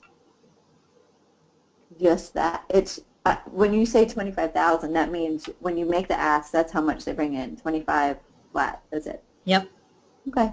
and gifts and pledges. But, Yep. Yeah. yeah. So the whole thing is it's all about your program. There's no auction. There's no distraction. There's nothing else. It is all about the program.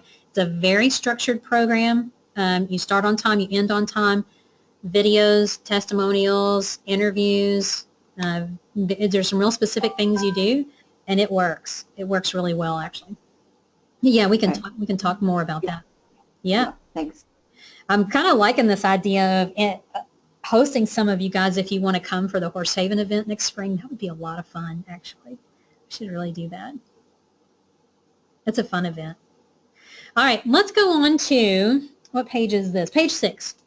So before you go out and start asking people to give, it's really helpful if you can get really clear about why people give to your organization. So this is an exercise that I've done many times, usually with an organization that's preparing for a capital campaign, because this helps us really drill down. And normally I tell them we're going to come up with 50 reasons. So here we're just going to do 10 and see what you come up with. So what I want you to do is take a minute. I'll set the timer on this one.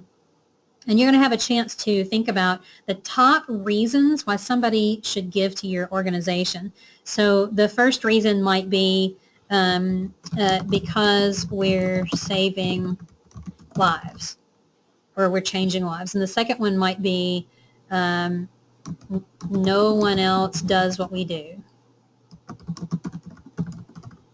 And then just keep going. I'm going to guess the first 2 or 3 are going to be pretty easy. At some point, this is going to get really hard. Keep pushing. See if you can get to 10. So let's start with 5 minutes and just see how that goes. So if you're not sure how much time you have left, you can just come back and look at the screen, and it'll show you right there.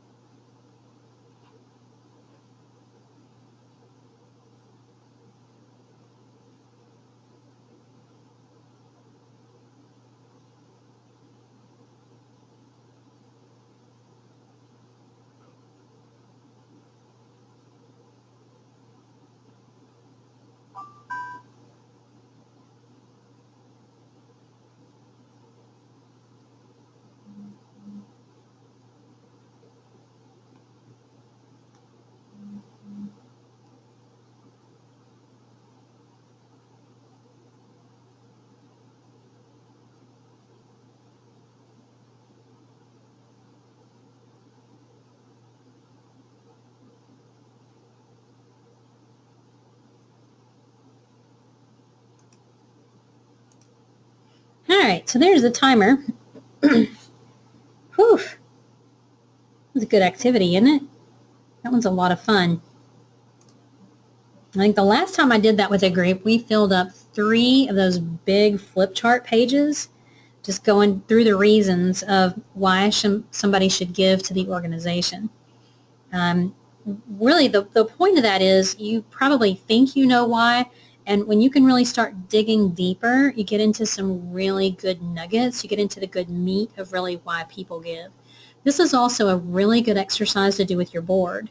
If you really want to help people better understand the motivation for your donors to give, do this exercise with them and let them wrestle with reasons why people should give. And that'll really be helpful. What you're going to pop out with here are things that you can use as you're doing speaking gigs. You can use these as you're writing stories and newsletters and things like that.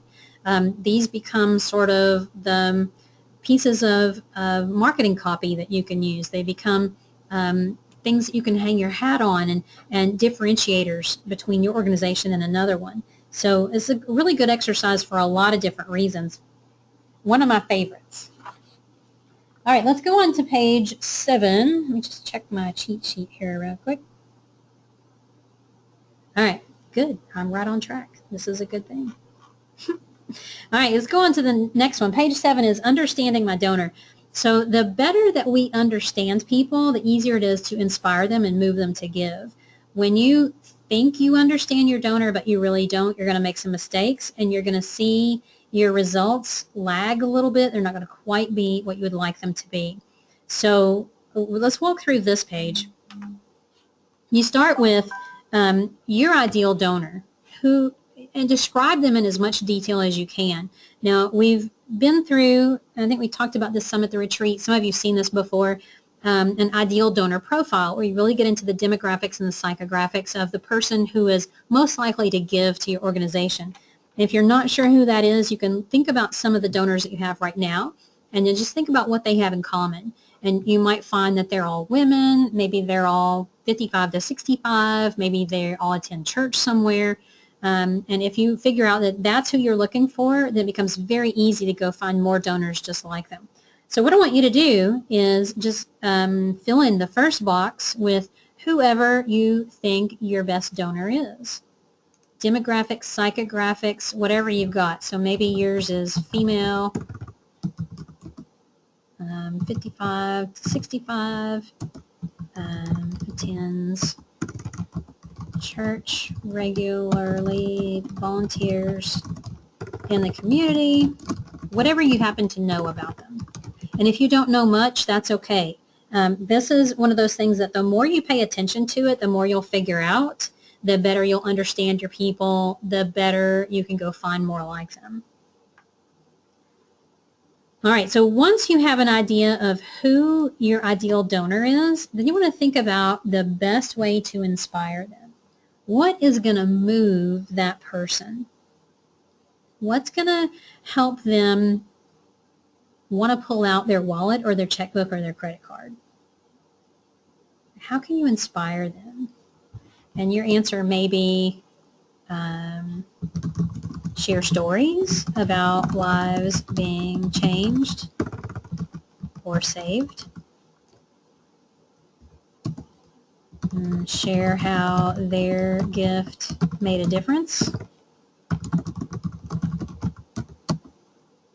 And then what else? What else can you share? Oh, maybe photos, video. Maybe there's some other things. Here's where this is just really hardcore marketing, and what we're doing is we're trying to get inside the head of your donor so we can best understand what moves them, and then you can make sure that you're sharing that. So if you just stopped right there and you had this sort of information, and by the way, this is going to work for everybody. Isn't that very clever?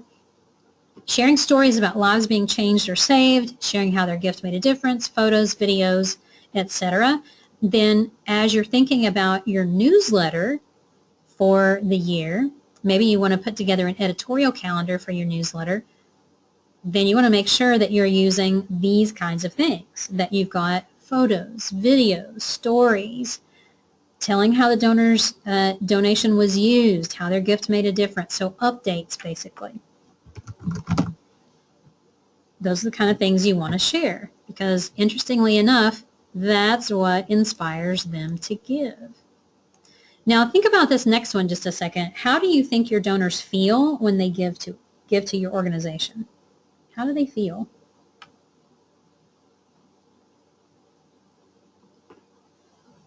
Just put yourself in their shoes for a minute and think about how they may feel. They may feel happy, satisfied,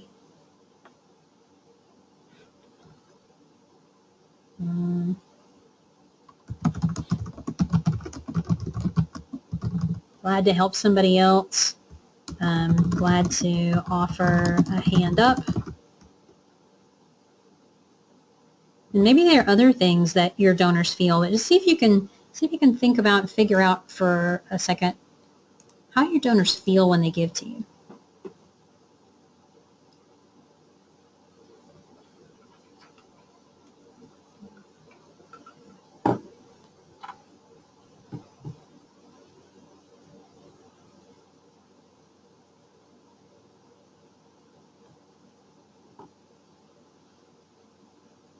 This one's really important for a couple of reasons. When you can put yourself in the donor's shoes and think about how they feel when they give, that's going to help you stop being afraid to ask. Yeah? And all of you get that way. I know you do. All of you get like, I don't know, I need to ask these people for money, but what are they going to think? What are they going to think about me? What if they get mad? No. Your best donors feel happy, satisfied, glad to help, glad to give back. That's what they feel when they give. So when you get scared, when you're thinking about asking and you get scared, it's really all about you at that point. You've made it all about you, and you're denying that donor the opportunity to give and feel all these really positive, warm, yummy things.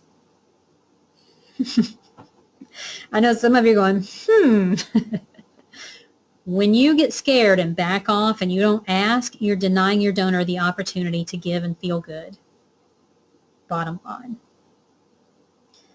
Thought that might be a really helpful thing for some of you to think about. All right, let's go on to the next one. My major way of communicating with my donors. How are you communicating with them? Is it email? Is it a newsletter? What's your major method or the main way that you use to communicate? Maybe you also consider social media, but I'd be careful with that. You need to know that most of your donors are on your social media before you consider that a major way of communicating with them. Be careful about that one. Now, why do we need to know the major way of communicating with the donors? Well, if the major way that you communicate with your donors is via your newsletter, and you know right now that the best way to inspire them is stories and updates and photos and video, it ought to be getting really, really clear that your newsletter is important, does not need to drop to the bottom of the priority list, and that it needs to be full of stories, updates, videos, photos.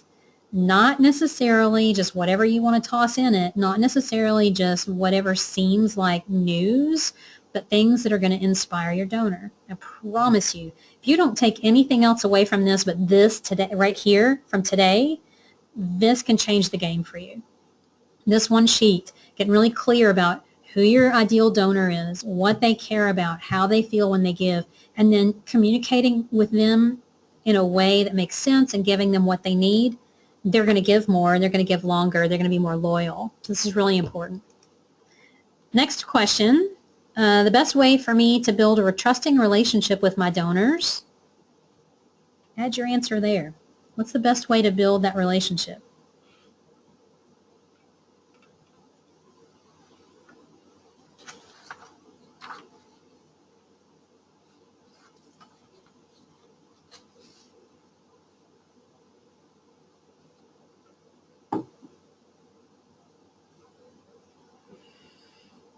Well, I think there's a couple of things you can do to build a trusting relationship. One is consistent communication. There's that newsletter again. Send it out consistently. That's important. Be transparent. If donors want to see your financial statements, share them. You might even offer them up. You could put them on your website. You could put your 990 on your website. You could just let people know that that stuff is available if they'd like to see it. Do what you say you will do. In other words, if you ask people for money so that you can provide after-school care to a specific group of kids, then you better use that money to provide after-school care and give people updates. That's huge for building trust. When people think that an organization doesn't use their money the way they said they would, they tend to not want to give anymore. And you can think about Red Cross. We saw that just a couple of weeks ago here with the fires in Gatlinburg. There's a lot of people that don't like Red Cross. They're very scared about it, and yet I have a very dear friend who runs the Red Cross in this area, and she was the one over there doing all the social media and doing all that, and I'm like, I trust her. I know she's doing a good job, and yet there were a lot of people that are like, we don't want to give to Red Cross because we don't trust them because of things that have happened in other disasters. That's a problem. The way you avoid that is you do what you say you're going to do. And if you tell people you're going to spend money on this one specific thing, you got to do it, and then give them updates to let them know, yes, the money was spent that way, and here's what's happening now. Here's what's happening as a result of that. That's pretty simple. And then the last one, this is another good one for you. What do you need to do better in 2017 to build a big donor base of inspired, loyal donors? What do you need to be doing better?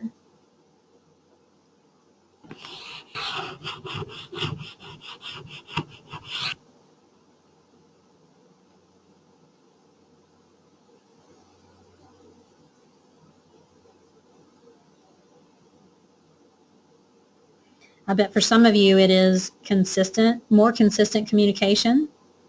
For some of you, it's you need to really rethink what you're doing with your newsletter. For some of you, it may be you need to get more clear about exactly who you're trying to attract, who your best donor is. And the reason that I want you to think about this is so that you can build this into your plan. If you know that one of the things you need to do better is more consistent newsletters, then you got to make sure that it goes into the plan and that you have some way of holding yourself accountable so that if you know the monthly newsletter needs to go out on the first Monday of every month, that it goes on the first Monday of every month. It is non-negotiable. It just happens. One of the things that I find is that we make time for the things that are important to us. We make a priority of things that we know are going to bring us benefit. Some people will do their newsletter every time and they never miss, and other people are like, yeah, whatever, we'll get to it when we can. I think you gotta put the priority on it, and you gotta commit to it no matter what. We do a newsletter here. You know, I write an article every week that is something that I think would be of interest to you, and we've been doing that every week for years. I think in the last year or two, we might have missed 1 week. I think we've probably missed one in the last 2 years, and maybe just 2 or 3 in the last 3 or 4 years. We don't miss much, and it's because we've made it a priority. We've said, this is important, it's got to go out, and we make it happen. We just do it. And that's what you have to do. It's really not any different than if you commit to an exercise program. You gotta make it a priority, and you gotta just do it. There's no, if you start it and you do great the first week, and then the next week you kind of hit and miss, and by the third week you've completely fallen off, does that really help? Does that really help change your body in any way? It really doesn't. You've got to be consistent over time. Consistency over time builds results. Consistency over time gives you what you're looking for in terms of increased donations, very loyal donors, a lot of trust, good relationships. Consistency over time. All right, thoughts, comments, questions about any of that?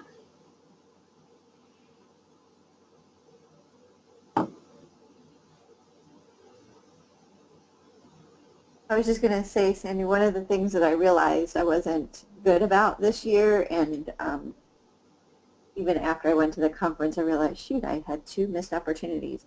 But created like these comment cards or contact cards, if you will, Mm-hmm. and I have not been good about making sure people actually fill those out Hmm. so we get names.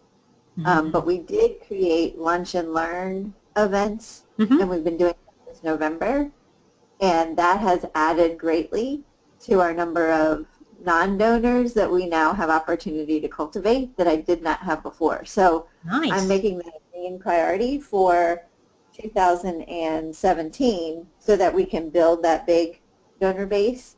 And so we don't sometimes realize how much of a missed opportunity we have in that, where we're not necessarily having to ask them, we're not going to ask them for money. All we're saying is, if you're interested in us, fill out that contact card and hand it in at Yep. the end, Yep. which is a great way to do that. And I have not been doing that. And I think about how many times I've gone to speak and did not get that card. And now I'm like, ah! Yeah. So you learn from your mistakes, right? Yes. So We that's a all. priority for 2017. Well, awesome. That's a great catch. Yeah, especially if they're coming to your place for a tour and you're not getting their name. That's a huge Oh, miss. that, no. Yeah, but like when I go to a group, when I Yeah. get asked, Yeah. I've Yeah. missed Yeah. it then. Yeah, I've totally missed it then. So um, I'm going to change that for Yeah. sure. Well, I think the good news for you is you're in a small enough area that you're going to cross paths with those people again, you know? So if they were interested in what's going on, they're probably going to see you again at another speaking gig or at a church or at another venue. So I think that's the good news for you. Yeah, for Yeah. sure. Yeah. Awesome. Awesome. It was funny. Was when we were in New Hampshire a couple of weeks ago, and I got to go see Becky.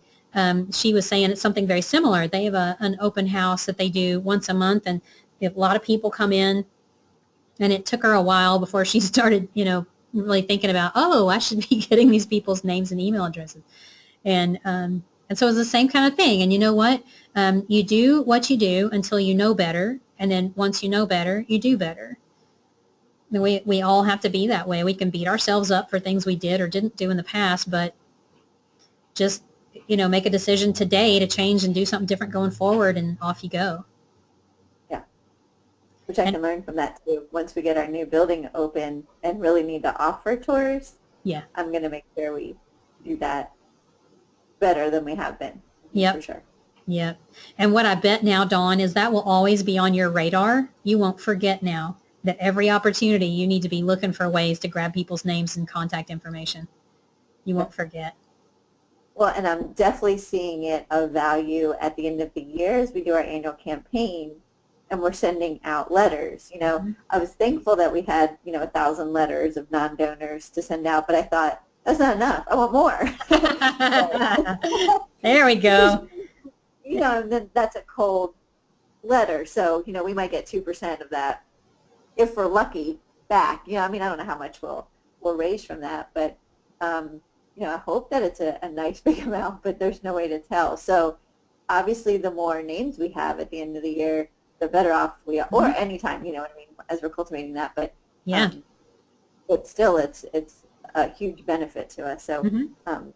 I'm definitely trying to put more value on that contact card than I have in the past. So. Yeah, yeah, yeah. Well, something else you may think about and maybe you're already doing this, once you get those contact cards, are you following up with those people immediately and giving them more information and an opportunity to give? Yeah, depending on, Okay. well, right now they've been coming to our lunch and learns, Mm-hmm. and so I follow up right after the event, and I say, thank you for coming. I've set up a survey so that they can respond and just give us feedback on the event. Um, and then I also send them, I ask them to invite a friend to a next event and Okay, good. assign like a Google form for that. And then give them our website information and everything. I do not make an ask on that email. Do you feel like I should change that? No, No. I I think was it's, still trying to make it really soft, like, hey, we're still just dating. You're starting to get to know us. hmm, And then I figured, really, we did these lunch and learns. We were doing them once a week, and so really it's pulling them into the pipeline so we could send them a letter in the ask, Yeah. right? So that's when I was doing the ask. Yep. Yeah, I think that's probably a smart thing to not ask immediately. Give them some ways to get involved first, and then what you could do is really follow that sequence on out to about 60 days, 30, 45, 60 days, something like that, and then maybe around that 60-day mark you invite them to make a donation. Something, Okay. might be worth thinking about. Uh-huh. And try that. Mm-hmm. Okay. Mm-hmm. Yeah, I think that's where I'm still learning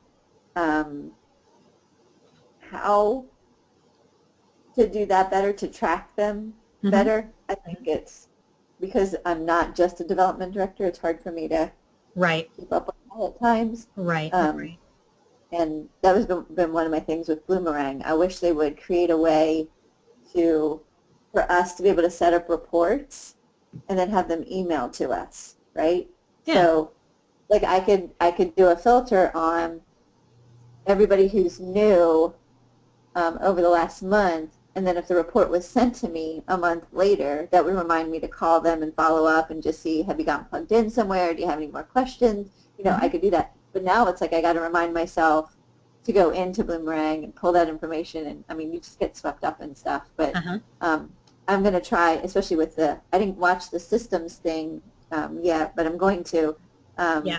But I'm just thinking about like how I can even plug that into my calendar better, so that even though the software I'm using doesn't do it, how can I make it there for myself? Exactly. Exactly. So I like how you're thinking, and definitely suggest that to them at Bloomerang, because they may include that in a future update. I did. Okay, I'm good. still waiting. Yeah. Okay, yeah. And then you're exactly right. There's probably a way that you can do that. And so I'll give you an idea, and you can see what you think about that. Okay. I used to be in the same boat when I was development director. You've got a jillion other things going on. And I had all these things I was trying to remember. I was trying to remember to change my thank you letter at the beginning of the month. I was trying to remember to go back and just have a look at my monthly donors to see if has anybody missed making their monthly gift. And there were about 6 or 8 things, and I could never remember all of it. So I made myself a beginning of the month checklist, and I wrote all those things on it. And then all I had to do was remember at the first of the month to print the checklist. And then everything else I needed to remember was right there. It was all on the checklist. And then I would just go through and make sure everything got done. It was great. And once I would like physically check it all off, and then I'd just stick it in a file, and I knew I was good to go. So there's probably some version of that, or you could probably set an alarm on your calendar for the first of the month, the first Monday of the month, or whatever, to remind you to go check that stuff. But the checklist for me was super helpful because I just had so many things I was trying to remember to do, and I couldn't remember all of it. Yeah, well, and that and grant deadlines, like trying to keep that all in a place where you can remember where it all is, because there's certain things that I do go to on a regular basis, but it would be too much to try and put all of that there. I don't know, it gets a little crazy sometimes to figure out where the best place for that is. And what kind of calendar do you use? Do you use like a paper calendar or Google? I use both. Outlook is what our team is on, so we use that so that my assistant has access to my calendar. And then I do use a paper calendar only because I like I've got goal setting and all that kind of stuff that I could put on there too, and I'm just a paper person. Yeah. And so those are the 2 methods that I use for calendaring. Okay. So you could do a grant deadline calendar either way. You could either put those dates on an Outlook calendar if that's helpful for somebody to go, oh, it's time to be looking at that. And I wouldn't just put the deadline. I would, like, 2 weeks or 3 weeks ahead of that would be like, start working on this grant. Because what you don't want is it's the day before the thing's due and you're like, well, I don't have time to work on it now. But if it tickled you like 3 weeks ahead of time or something, that'd be super helpful. Or what you could do, if you use that sort of monthly checklist, it could be look and see what grants are coming up, not this month, but next month. So you're always 30 days ahead looking at grant deadlines. So that could be helpful. And I did add some of the grant deadlines this year to Outlook. I forgot when you said that. I did do that. I like the idea when you said the checklist. I think I'm going to add that grant deadline Mm-hmm. in there. And I just signed up with Mandy Pierce Mm-hmm. for the writer's block. So Oh, I actually good. have to get the grant together even earlier so they can review it before Mm-hmm. I send it in. So Mm-hmm. I actually need to probably do that a month before the month it's due Mm-hmm. so that it can be reviewed in time. Does that make sense? Yeah, yeah, you're going to have to back So, up quite a bit to get those things. yes. You're going to love that program, by the way. It's a good one. Yeah, I'm excited about it. Yay! So, but that checklist is really, I like that idea because I tend to be more of a paper person anyway. Mm-hmm. So having that just to be able to check off and make sure I have it, or even put it up on my whiteboard and just have it consistently there so I have a constant reminders on that Mm-hmm. too. That could be good. I put a sample one in the Facebook group Wednesday afternoon, so if you haven't gone and grabbed that, go grab that one because it's got a lot of stuff on it that you may want to think about for your own checklist. Mm-hmm.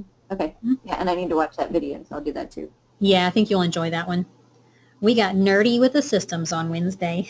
Yeah, I'm good with that. All right, let me see here. Where are we? Okay, we got all the way through this one. Let's go on then to page 8. We're doing good. Coming up on 3 o'clock already. I can't believe it. All right, donor inspiration ideas. Here's where we need to do some brainstorming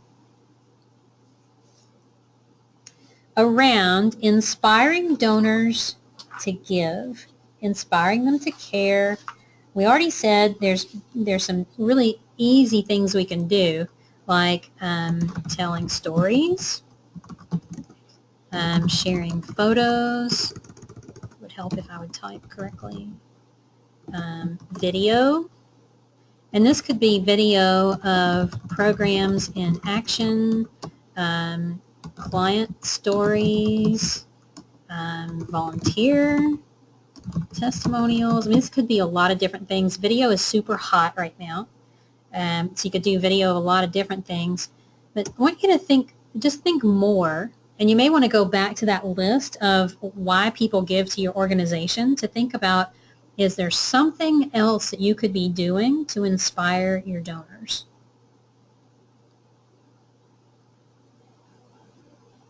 Is there something else based on what is inspiring them?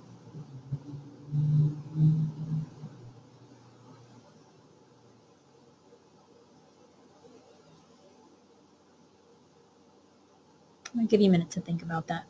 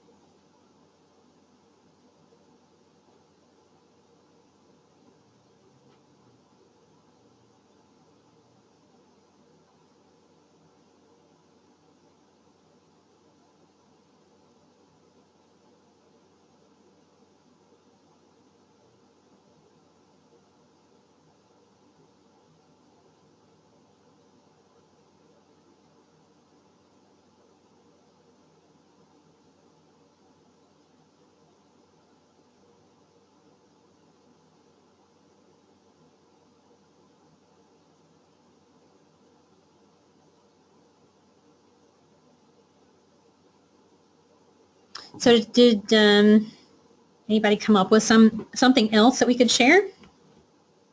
Another way to inspire donors.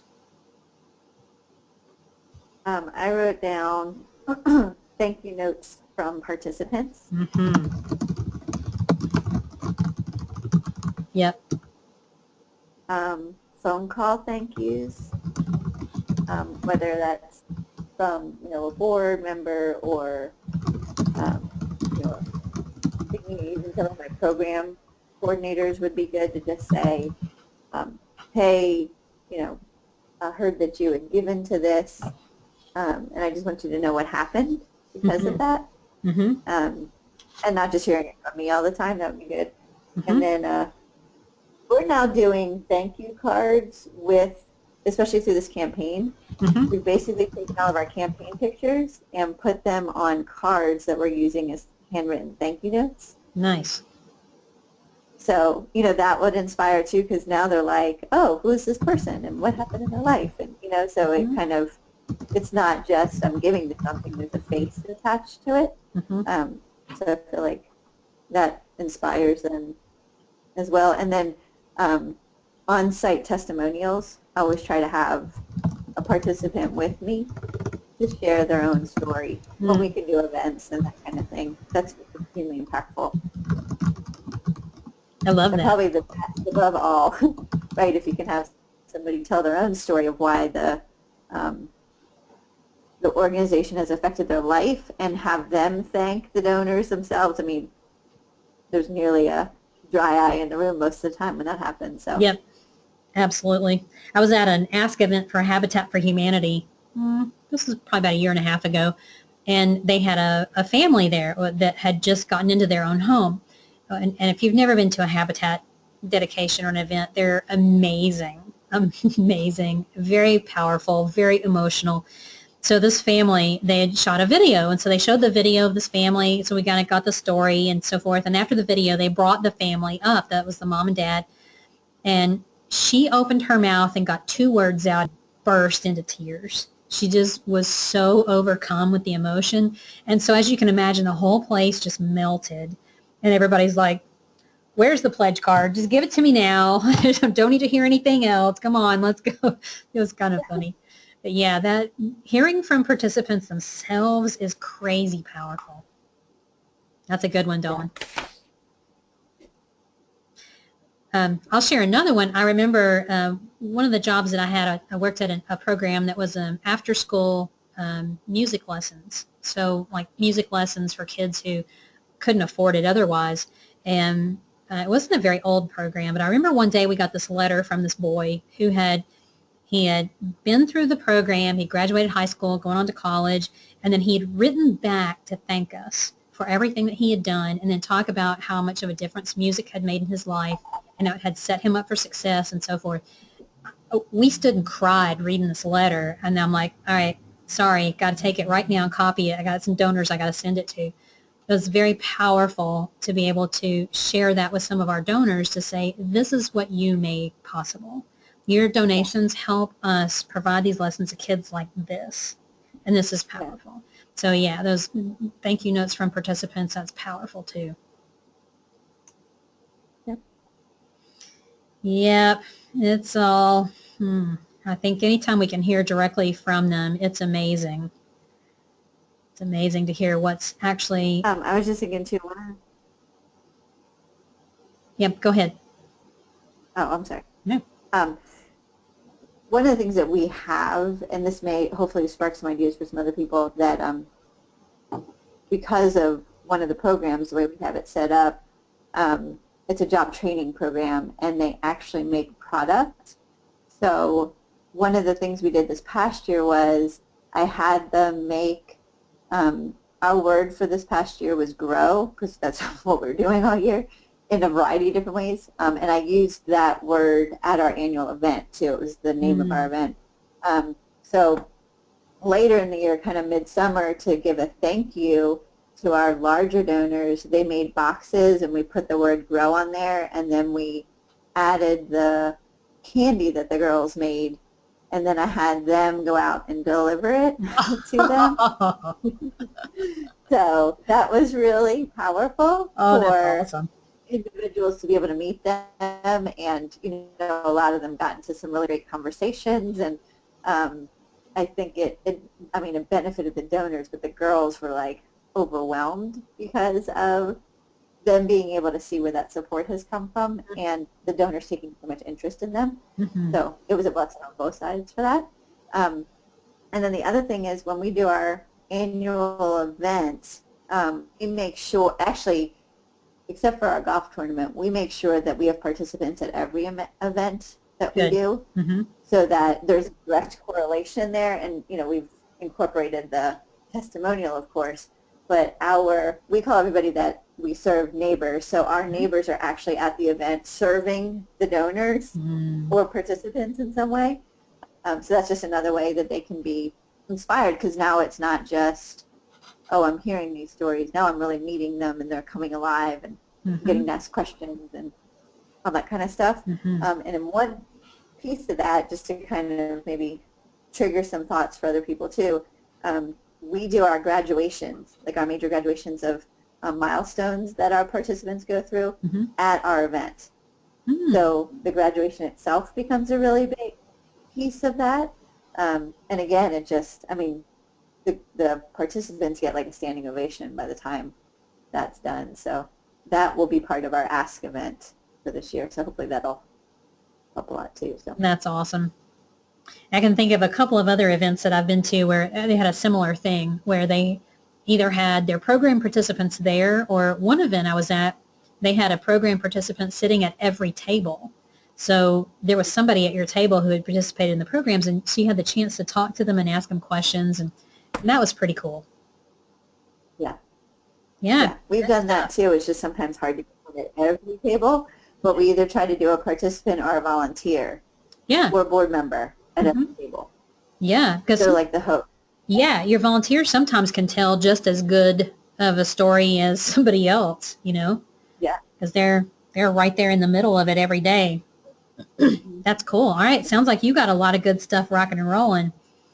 Hopefully for everybody, this has given you some ideas about inspiration. And we might even be able to dig just a little deeper into some of this stuff, but it's about that, that feeling you get when you know that you're making a difference in somebody's life. And I think if we can, if all of us can just kind of hit that pause button long enough as we're preparing newsletters, as we're thinking about what we're going to share, as we're writing thank you notes, as we're putting campaigns together, we can just hit that pause button long enough to say, what will inspire my donors? What will move them to give? And then start remembering some of these things and remembering that just the power and the juice of those moments, we can raise a lot more money because we're going to be moving people to give in a very natural way. And it's not forced. It's not pushy. It's not manipulative in any way. It's about connecting people who can give with the people that your organization is serving. And that's when the magic happens. Yay. Got some good stuff going on here. All right, let's go on down to, we'll turn our attention now to some donor acquisition. Everybody needs to be in the donor acquisition business, meaning that you are bringing new people in regularly. Acquisition is not something that you can do once a year and then be done with it. You need to be doing it all the time. You need to have radar. If you want to, you can put your fingers on your head, get your antenna up. You'll always be thinking about the opportunity to get new donors, just like Dawn was talking about earlier with the contact cards and going out to speak and making sure that she's always giving people the opportunity to opt in to hear more about what her organization is doing, which, by the way, is how you want to do that. Don't ask people to sign up for your list because nobody cares about your list, but invite people to learn more and hear regular updates about what your work is doing and what you're making possible, and people will be more interested in that. So I thought this might be good to get you thinking about different ways that you can do donor acquisition. Some of it's pretty obvious, some of it's not so obvious, and if I can just get you a couple of really good ideas going here, this is going to be time well spent. If you're not already in that habit of always looking for the opportunity for new donors, you need to be thinking about that. I think this was another key to my success at the food bank, is that I was always thinking about that. Always. I remember one year we did a promotion with Kroger, which is a big grocery store chain in our area, and they had one of those deals where you have the little coupons at the register, and they'll ask you, would you like to donate $1 to help feed a family in need? And so they would, at that point it was like, take the coupon off, swipe it, and I don't know what they did with it. And so I'm looking at that going, those people are also using a Kroger card. Is there any way that I can get the names and addresses of the people who are donating the $1 with their Kroger card? Because to me, I'm like, that's going to be thousands of people. And, of course, Kroger corporate was like, no, we're not going to give away the privacy of our shoppers. But I'm like, well, didn't hurt to ask. And so that's how my mind works. I'm always looking at what's that opportunity? What's the way? Is there some way there that I can grab the name and address of somebody who's doing something to help my organization? So let's go. We're going to start with some really simple stuff here, and then this is going to get harder as we go.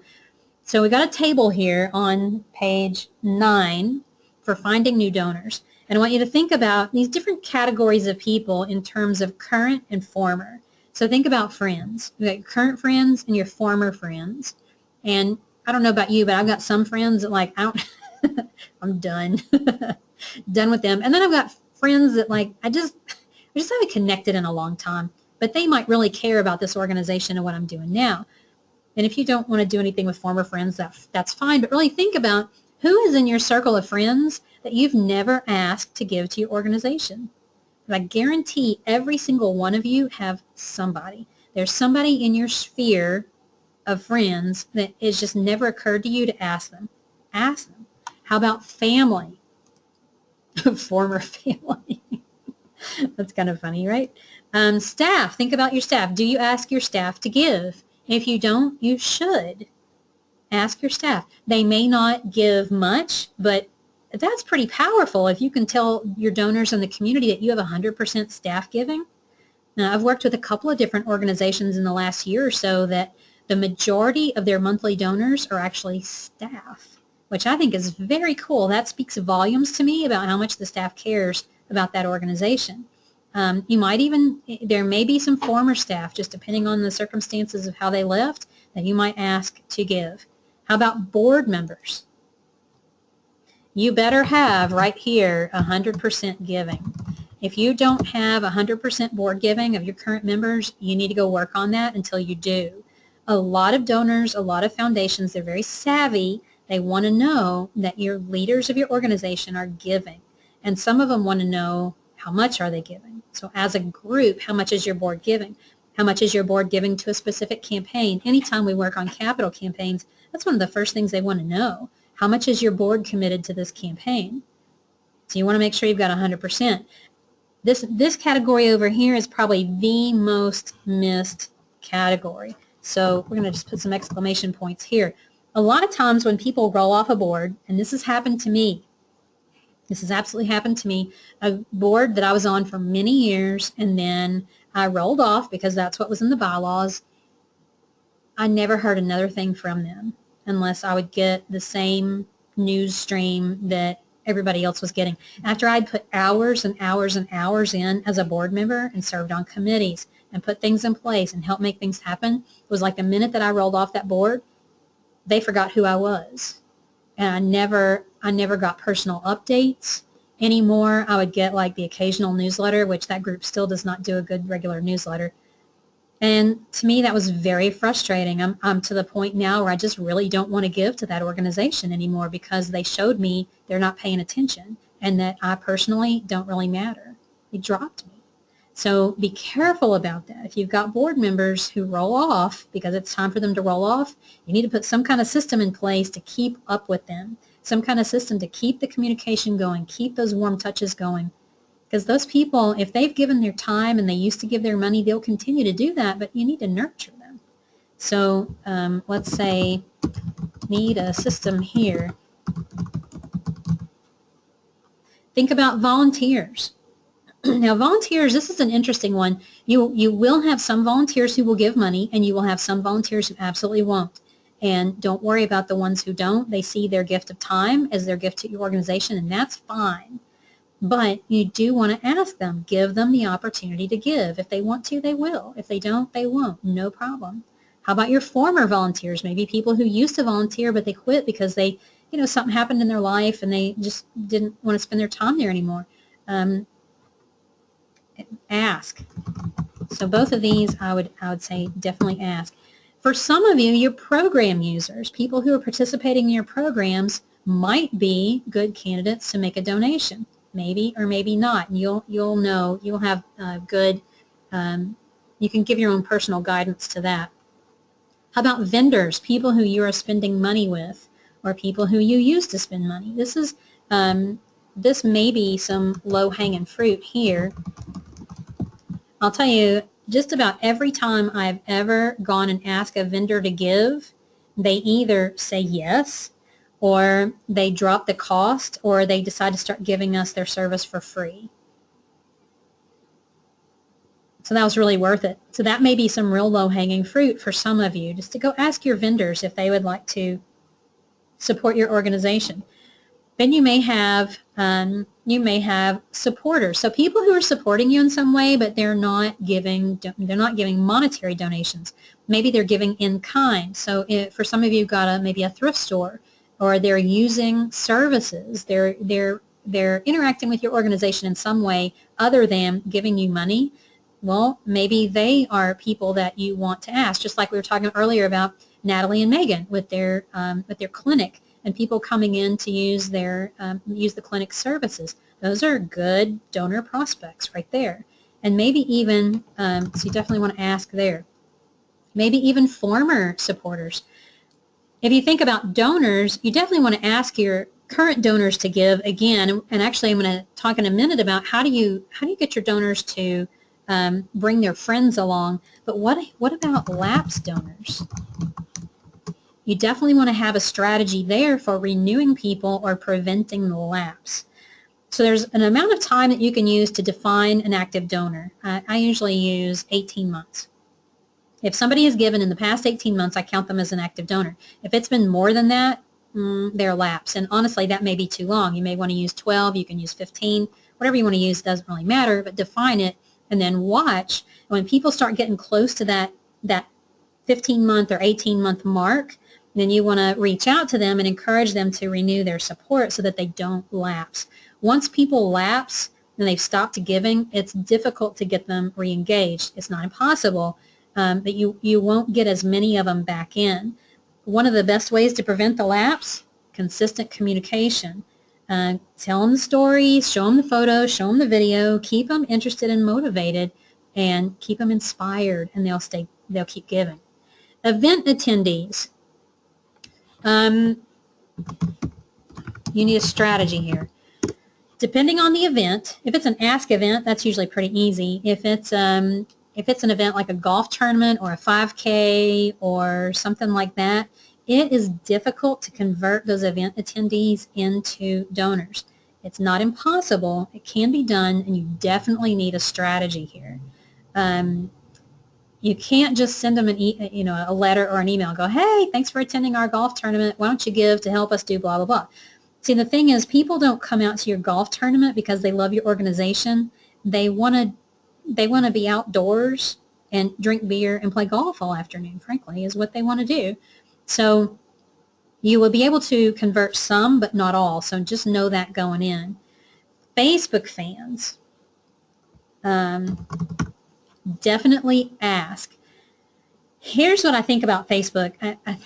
I love Facebook. I really do. I'm on there a lot. It's a great place to interact with people, and I get all my news from Facebook anymore.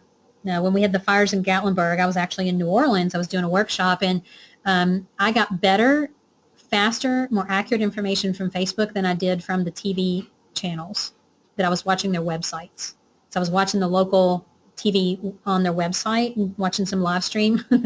My Facebook feed is way more up to date. It was kind of funny. But anybody can come along and click the like button on your Facebook page. It doesn't cost them anything. It doesn't mean anything. It doesn't mean that they care. It doesn't mean they don't care. It's just, whatever, click. So converting those people into donors takes a very specific strategy, and you might be able to do it and you might not. So just know that going in. I remember several years ago I had a client who had just reached 40,000 likes. Back then it was fans. 40,000 likes on their Facebook page, and they were over the moon excited. And so I let them celebrate, and I said, okay, that's good. And how are you going to monetize that? Because if you can't find a way to monetize it, it doesn't matter. It doesn't matter how many people you have if it doesn't serve you in some way. Just saying. But so the thing is, you have to ask your Facebook people, ask them to support your organization. What we see with our animal rescue folks is that when you have a specific animal that you need help with, a specific animal that needs a surgery or a treatment or something, and you show the picture and you say, here's what we need, money pours in. Every animal rescue group knows this. Money pours in. So for those of you who are not in that animal rescue world, how can you learn from that lesson? How can you talk about something very specific that's going on and ask people to support it? Now, the thing is, if people give to something very specific, you have to use the money for that very specific thing. So if you're asking for that specific dog, you have to use that money for that specific dog, unless you go back and say, and some groups do this, if we raise more than we need, we're just going to put this in our medical fund and we'll use it for the next dog that comes, next cat, next whatever that comes along. So you can do that. But you might be able to convert some of those people, but you definitely want to ask and have a strategy. And then you want to think about who else. Who else have you got? Who else do you interact with that you might be missing that opportunity, like Dawn was saying earlier, to ask them to become supporters of your organization. So here's where you have to really look around your organization kind of with fresh eyes and say, where are we missing the boat? Where are people crossing our paths that we're not asking, but we should be asking? So I'll give you a minute to think about that.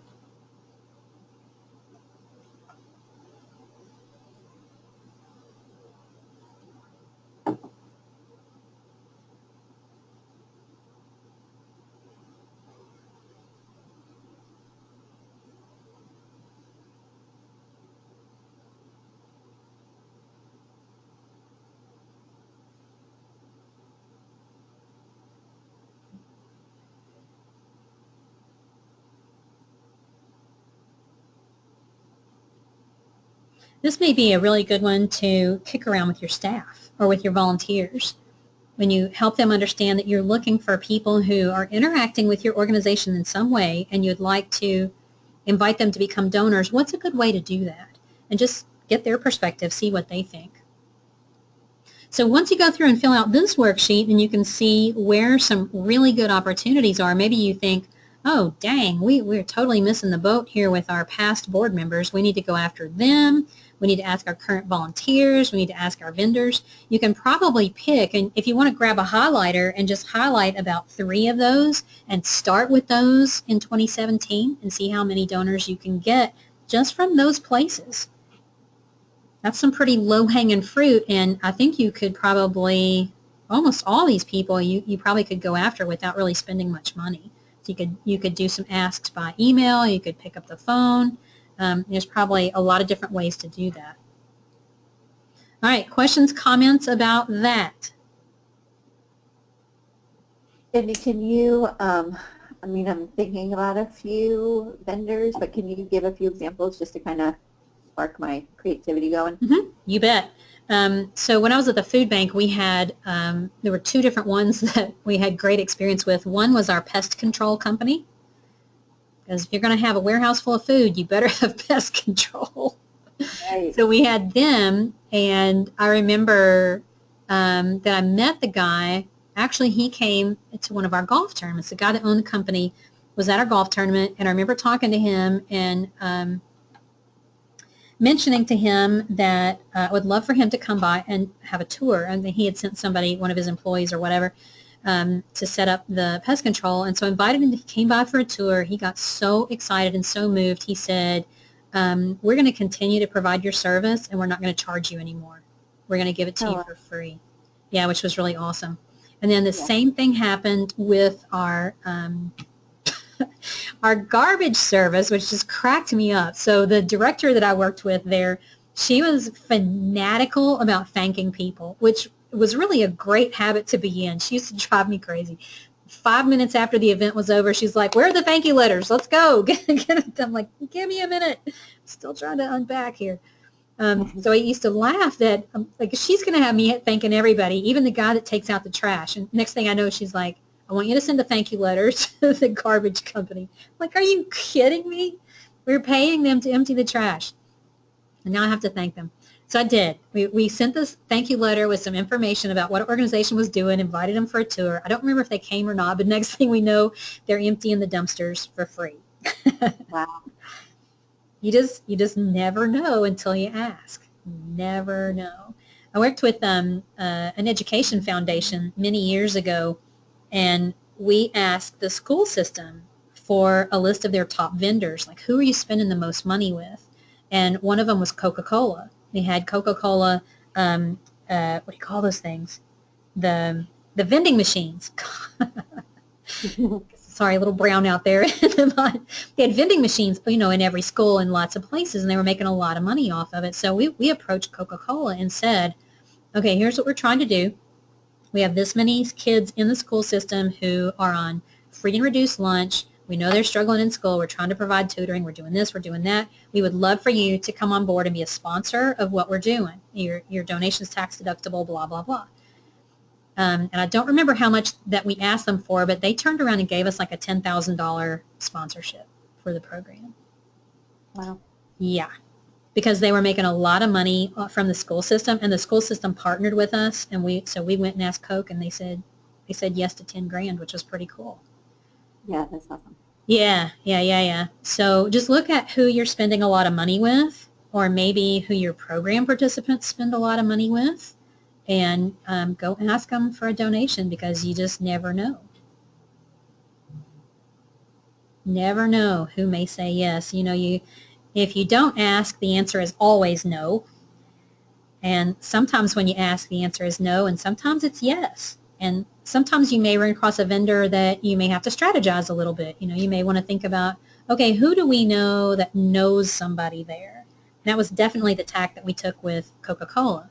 Who do we know that knows somebody over at Coke that can go start this conversation? When you get the right person to make the ask, or the right person even just to open the door, amazing things can happen. Yeah. Is that helpful? It is. It makes me think about other areas too. We have some major gift ideas and having a tough time getting the appointment. So, like, how do you do that? Like, you have the person who is friends with the person, but they're not responding to it. Okay. So it's kind of like, let's just close the door, or is the person just busy, or, do you mean, that kind of thing? Yeah, that's hard to know. That's real hard to know. So it might be, you may have to rely on the judgment of the friend who is trying to open that door to see, because you know what, sometimes things happen. Sometimes people they have crap happening in their job, they have crap happening in their family, or it might just be it's the holidays, people are busy, or whatever. You just never know. Or you might think that's the right person to open that door, and maybe it's not. Maybe that's really not the right person. Maybe there's somebody else that needs to be trying to open that door for you. I would say don't give up. Don't give up. Just keep How trying much something. is too much in that area? Like, I have a board member who has identified could be a potential major gift donor. He's already sat down with him and had the original conversation. Gentleman agreed to meet with me, and we can't seem to get that follow-up meeting. I've tried twice, and I know he's followed up. Like, do I keep trying to make that meeting? Yes. And trust your gut around that fine line between being persistent and being annoying. Yeah. You know? So I'm trying to figure out. Yeah, and you could, if you even want to be a little tongue-in-cheek with the guy and say, I really want to meet with you, and I don't want to annoy you, so if we could just go ahead and get something on the calendar, then I could stop bugging you. I was just thinking about this, you know, how I said before, we've been known to drop gifts off at our donors to say thank you. What if I mean, it's the holidays, what if I put a little basket together and had some of our information with us and said, I just wanted to thank you for the way that you serve our community. He's the jet pep guy. I mean, we get gas that way, right? Yeah. So thanks for serving our community the way that you do.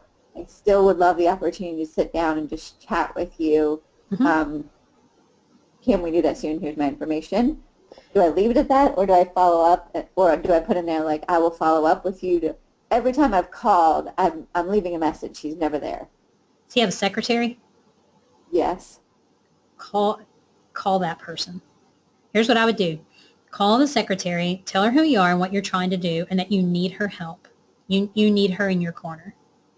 And then say, can you just look on his calendar and tell me a time when he would have 5 minutes? I've got a gift that I want to drop off, and I would love to do it in person. Okay. And if she can tell you, like, okay, well, He's here next Thursday afternoon, and he usually leaves at 5. So if you want to come like at 4:55, you can probably see him. Get your butt there at 4:45 and wait. Okay. And then if you can see him in person and just say, I'm so excited. I just want to bring you this little holiday gift. Thank you for everything you do in the community. Can we get our calendars right now and get something scheduled? I really don't want to bother you, but I would love to have a chance to talk to you. And so getting her on my side, I'm just really forthright in saying, I'm with a nonprofit that's working towards transforming lives in our community. I think he would really enjoy hearing about us. Mm-hmm. Can you help me? Yeah. Know when a good time is to drop this off, kind of thing. That's how I'm doing that? Yeah. And you can even ask her if she's heard about your organization, because she might. If she's heard about the organization, then you can go, yeah, I'm the director, and one of our your board member, whoever recommended that we talk to him, to your boss, and I'm having a terrible time. I could really use your help. Okay. Because if you can get her on your side, it'll get easier. Okay. Because I guarantee you, she knows his habits. She knows the best time to try to catch him or not. I've even heard stories of people, if you knew what kind of car he drove, you just go sit in the parking lot by his car and wait for him to come out.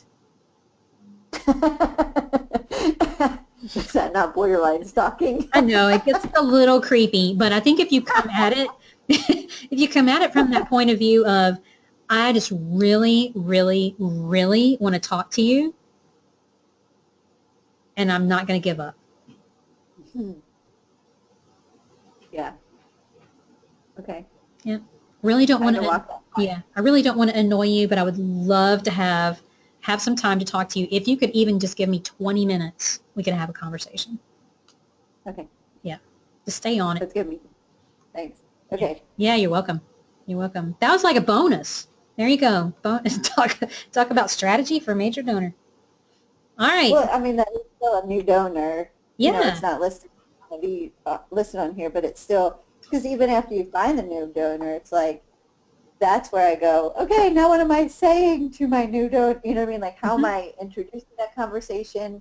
And sometimes, especially major donors, for me, I have to be really careful, because I start to think of the dollar figure and forget that it's a person. And so they are just like me, and we're just having a conversation, right? And I don't need to be intimidated by that. Right. Yes. I end up getting intimidated now. So think about it this way. Connection first, money second. Right. Connection first, money second. Always establish the connection first.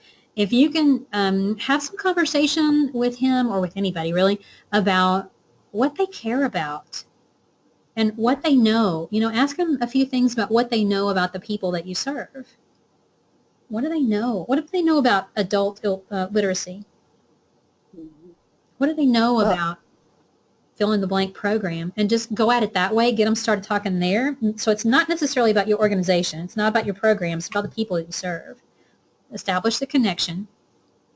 And in that conversation, just listen. If you can hear something that they really kind of laser in on, they get excited about, then you know that's the thing you want to ask them to support. Because they're showing interest. I know he's super excited, because he grew up in poverty and started his own business, and now he owns the local jetpack. I mean, it's easy once I can get there, but I've got to get there, which is the problem, you know? So the way that I originally tackled it in an email was, you're a local entrepreneur who has made it big out of this community. I would just love to hear your story, kind of thing. And tried to approach it from that angle. Yeah. And explained to him, you know, what our organization does, and followed up that our board member had already met with him and that kind of thing. But he never responded to the email. So, and then I followed up with phone call after phone call and never got anywhere. So yeah, time to get the secretary on your side. Okay. Yeah, awesome. Keep going. Don't let up on him. Nope. Because the next thing you know, you'll be calling me to tell me you just got a $50,000 gift from him. And I'll be like, well, I'm just not surprised. Yeah. All right. Let's go on to page 10. This one is about your donors and how your current donors can help you grow your donor base. So it's not going to be every donor. Not all donors are created equally. You guys probably all know that. You have some donors who truly are ambassadors. They're going to be out, they're going to talk about you all over town in a good way. They're going to tell other people about your organization and what you're doing and how they love your work, and they're going to bring additional resources to the table. Those are the kind of people that with a little love and care and a little nudge will bring, they'll purposefully go out and bring additional new people in. I've seen it happen. It's really cool. So here's who you're looking for. You're looking for donors. So as what we're going to do here is we're going to make a list of about 10 donors that you think could help you. So as you're thinking through donors, think about people who love you. They are already giving, they're giving big, or they're giving often. So they may be major donors, they may be monthly donors, they may be people who give 3 or 4 times a year and it's several $100s, but they've been doing it for 10 years. They're people who give big and give often. They're telling you with their checkbook they love the work you're doing. Or maybe they're people who attend your events year after year after year. Every year they're there. They're the first ones to buy their tickets. They love the event. They tell you they love the event. They come to your open house or your appreciation events. They're coming to things that maybe a lot of other people don't come to, but they're there and they love it and they tell you how much they love it. Think about donors that initiate conversation with you. They're the ones that will reach out. They'll call you. When they move, they send you an address update form. They send it to you because they want to make sure you get their new address. And they are out talking about your work in the community and encouraging other people to give. That's who we're looking for. People in any of these categories are showing you with their behavior that they love your organization's mission. So these are the ones that with just a little encouragement, they're going to be all over it, and they're going to help you go find other new donors out in the community. So here's what I'm going to do. I'm going to set the timer again. I'm going to give you about 5 minutes and let you think about that and make your list. And if you need to run to the bathroom, which is what I'm going to do real fast while you work on this, you can do that too. I'll be right back.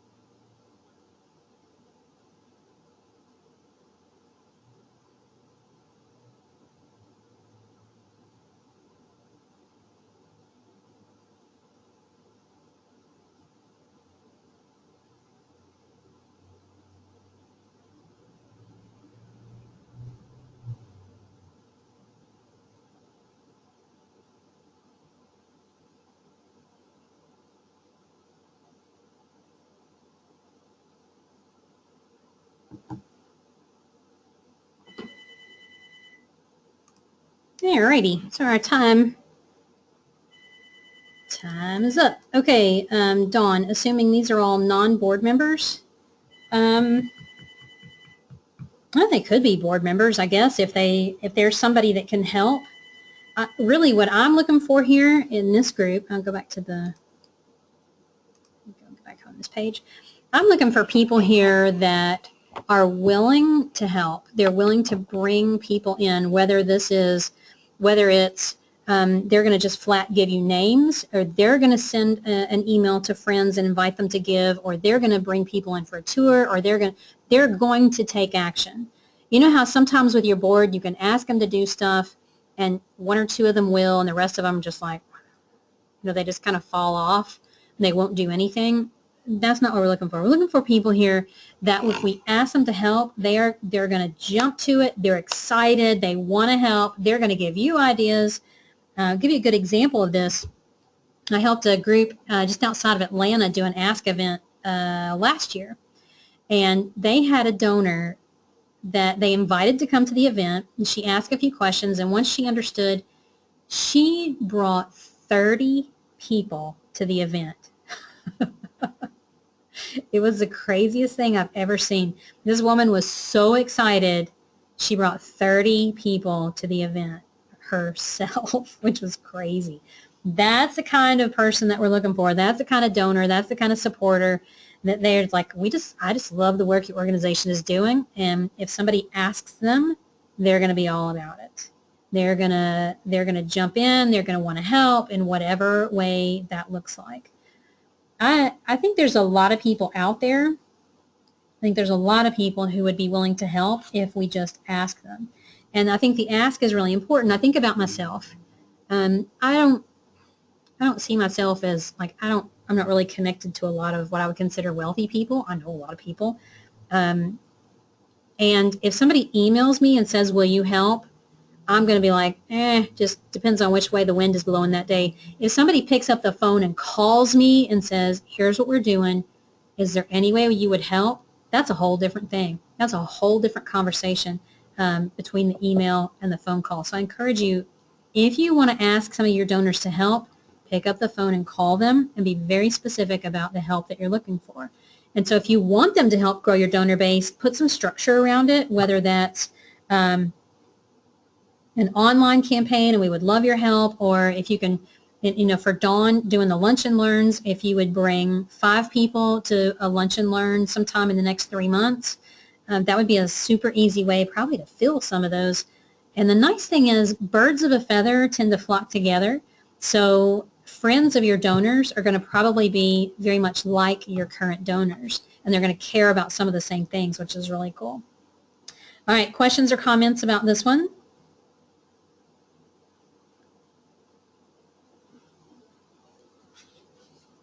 All right, let's go to, oh, no, got a question, comment?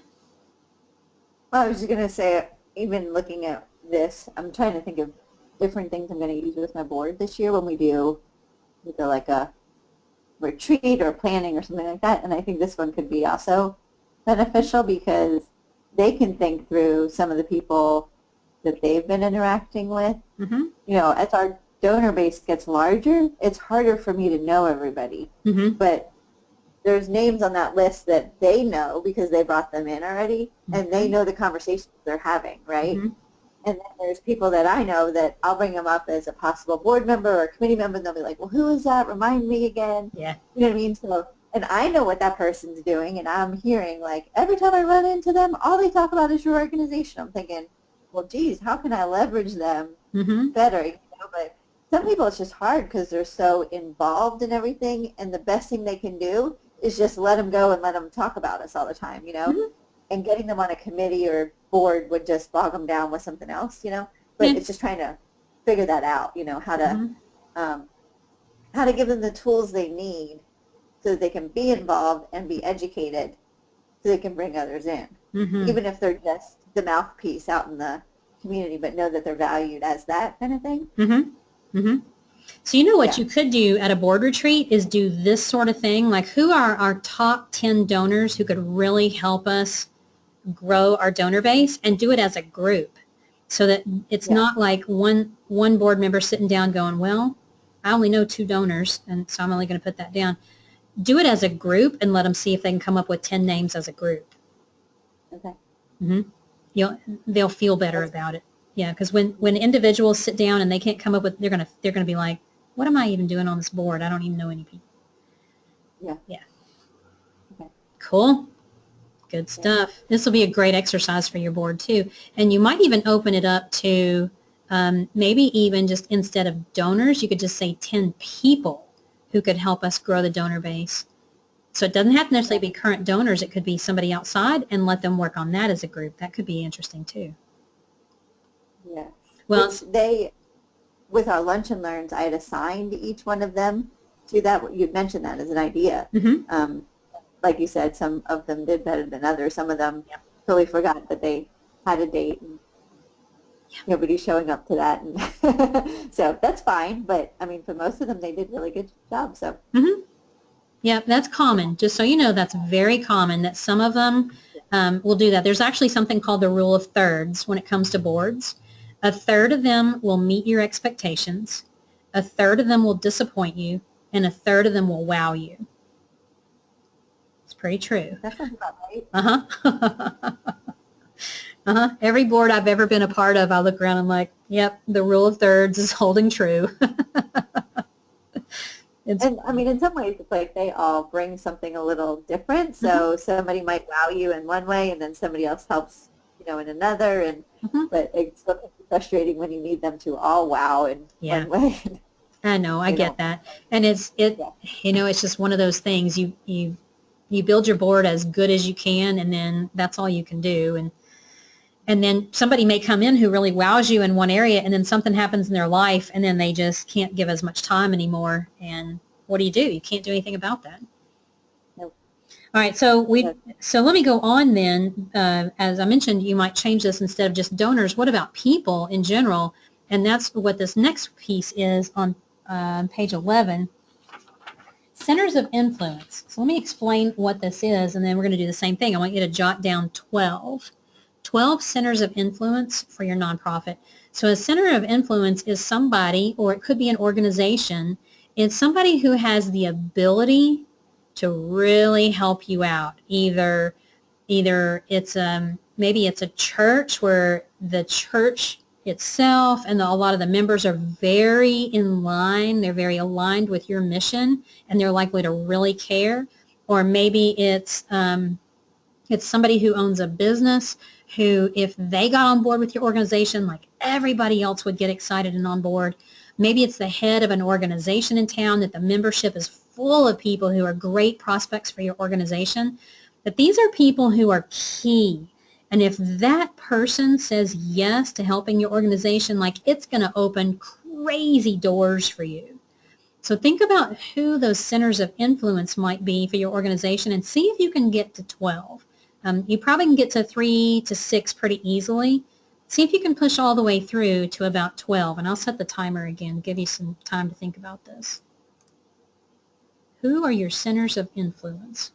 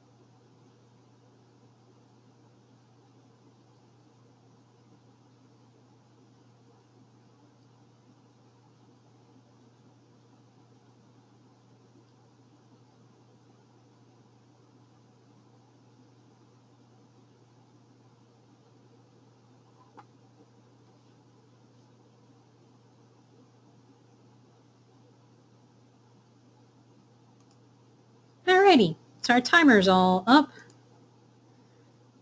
So one of the first times that I did this sort of exercise, looking for those centers of influence, it took me a little while to get started with it, but then I started thinking kind of fast and furious about, oh my gosh, there's this person and that person, and this one lady that seems to be on a lot of boards and she knows a lot of people, and then there's this man that owns this whole series of businesses. This could be really helpful. And so I came up with a lot of names in a hurry, and it was kind of fun to do, and just to think about the possibilities if these people really got on board with you, what might happen.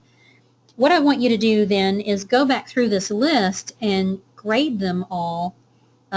Grade them either with an A, a B, or a C. So A, these are people that you actually already got a connection with. You need to really strategize what you want to ask them to do, and this is probably going to be something that you can turn into some fruit pretty fast. So mark those with an A. So think about hot, warm, cold, basically. A is hot, B is warm, C is cold. C is like, this would be a great person if we could figure out somebody that had a contact with him. So A is hot, you know you've got a connection already. C, not really, you're going to have to go do some digging. So just take a minute and go through and mark those all A, B, or C.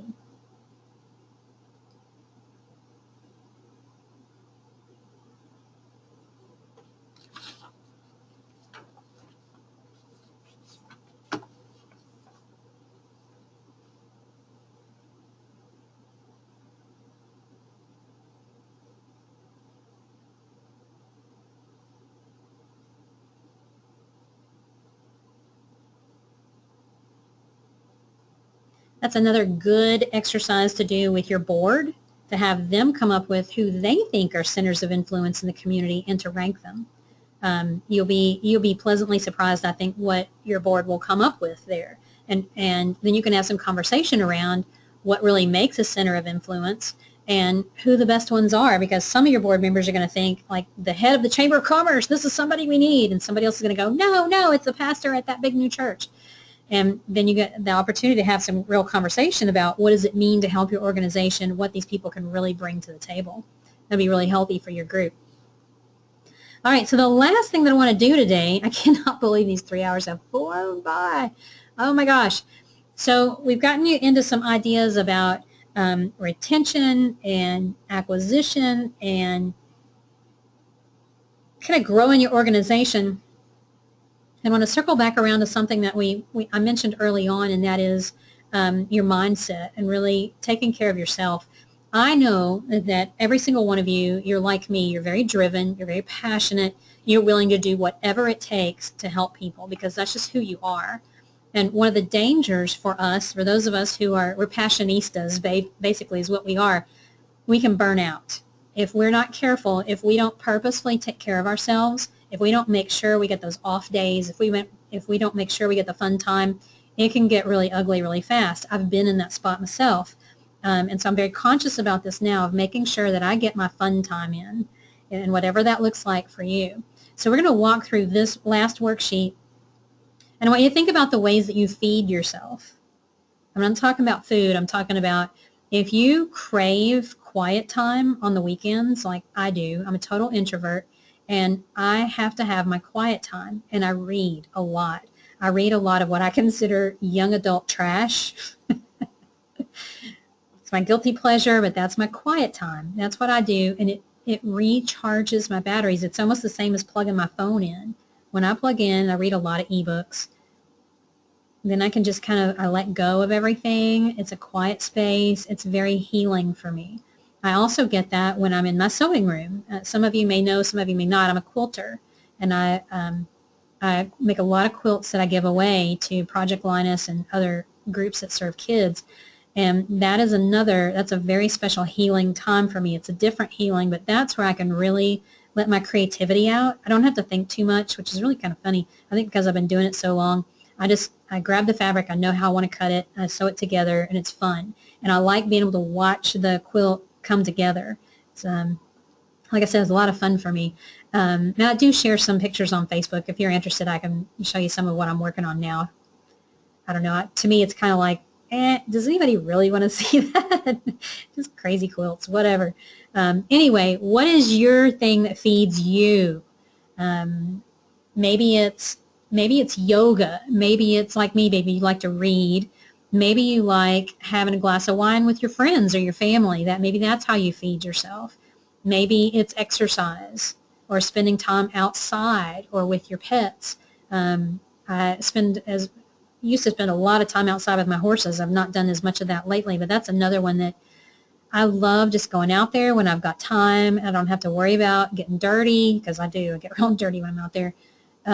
That feeds me. So what are the top ways that you feed yourself? So just jot those down on the top of that worksheet.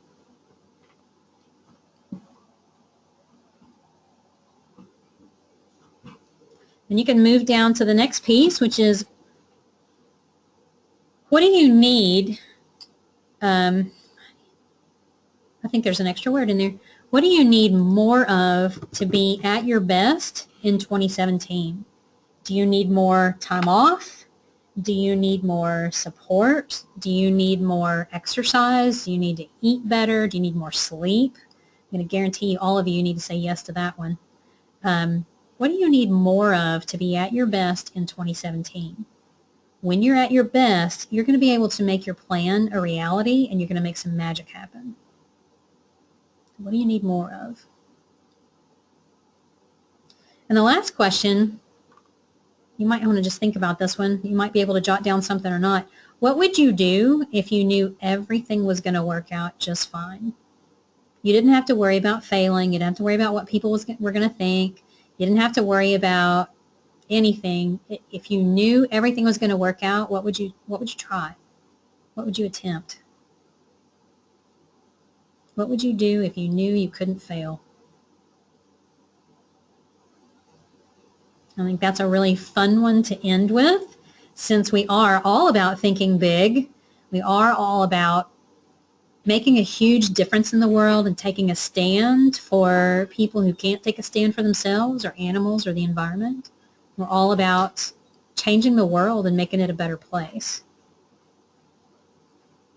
And you're going to have a tough time doing that if your batteries are drained. So you need to make sure you're doing stuff, and schedule it on your calendar if you have to. We do that here. Kristen is great to go onto my calendar, and she just marks days off. She's got a system for it. I just look at my calendar and I'm like, oh, look at that, I'm off next Friday. And that we do that on purpose, because we know that I tend to be a workaholic and I work a lot, and I need those days off. And sometimes I do wind up working on the days off, but they wind up being really nice, easy, quiet days, and that's fine.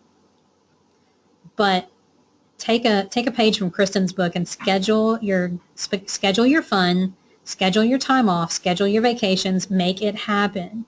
It is not a badge of pride to say, I've got 6 weeks of vacation saved up because I haven't taken a vacation in 2 years.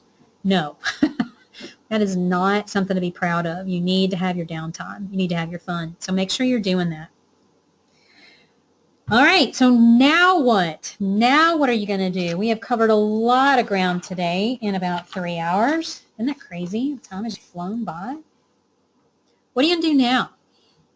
What I would encourage you to do is go back through your notes, go back through your handouts, take a highlighter and mark your best ideas, your best insights from today. Hopefully your insight page is full. Go back through and highlight the best ones, and then pick just one and take the first step on it next week. So pick the best one, figure out step number 1, put it on your schedule for one day next week, and then you will at least get started on some of this stuff.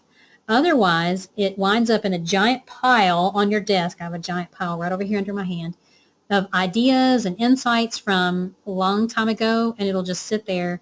If your ideas sit, they can't bring in money for you. They can't help you change the world. So pick one thing, figure out step 1, and put it on your calendar.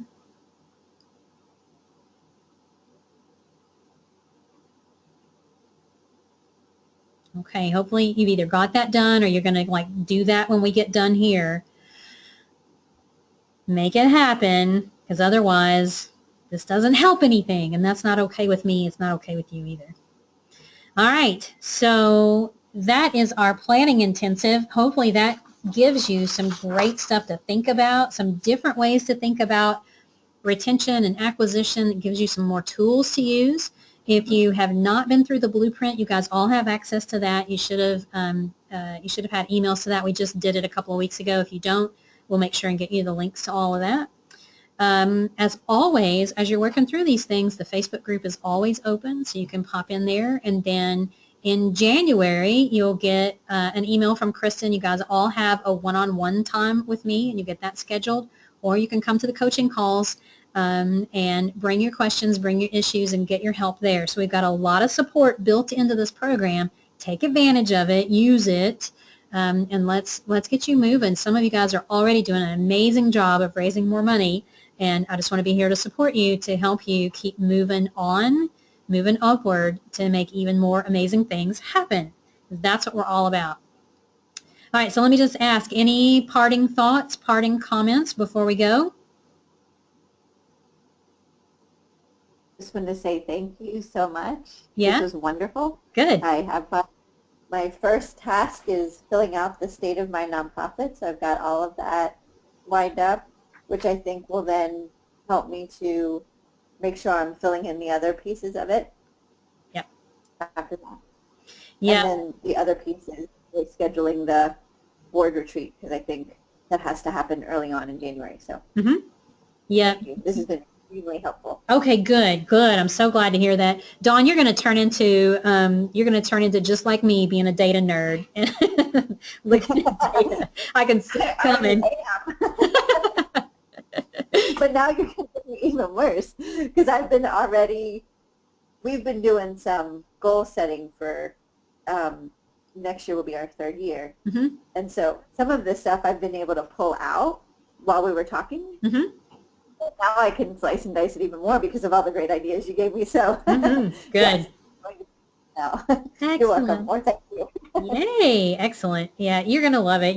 You're already doing such a great job. I just expect to see even bigger and better things from you in 2017, because you're on it. You have such good instincts. All right. Well, you go have a great rest of your day. Those of you who are listening and watching the recording, holler if you need anything, and I'll see you guys all again real soon. Bye, everybody.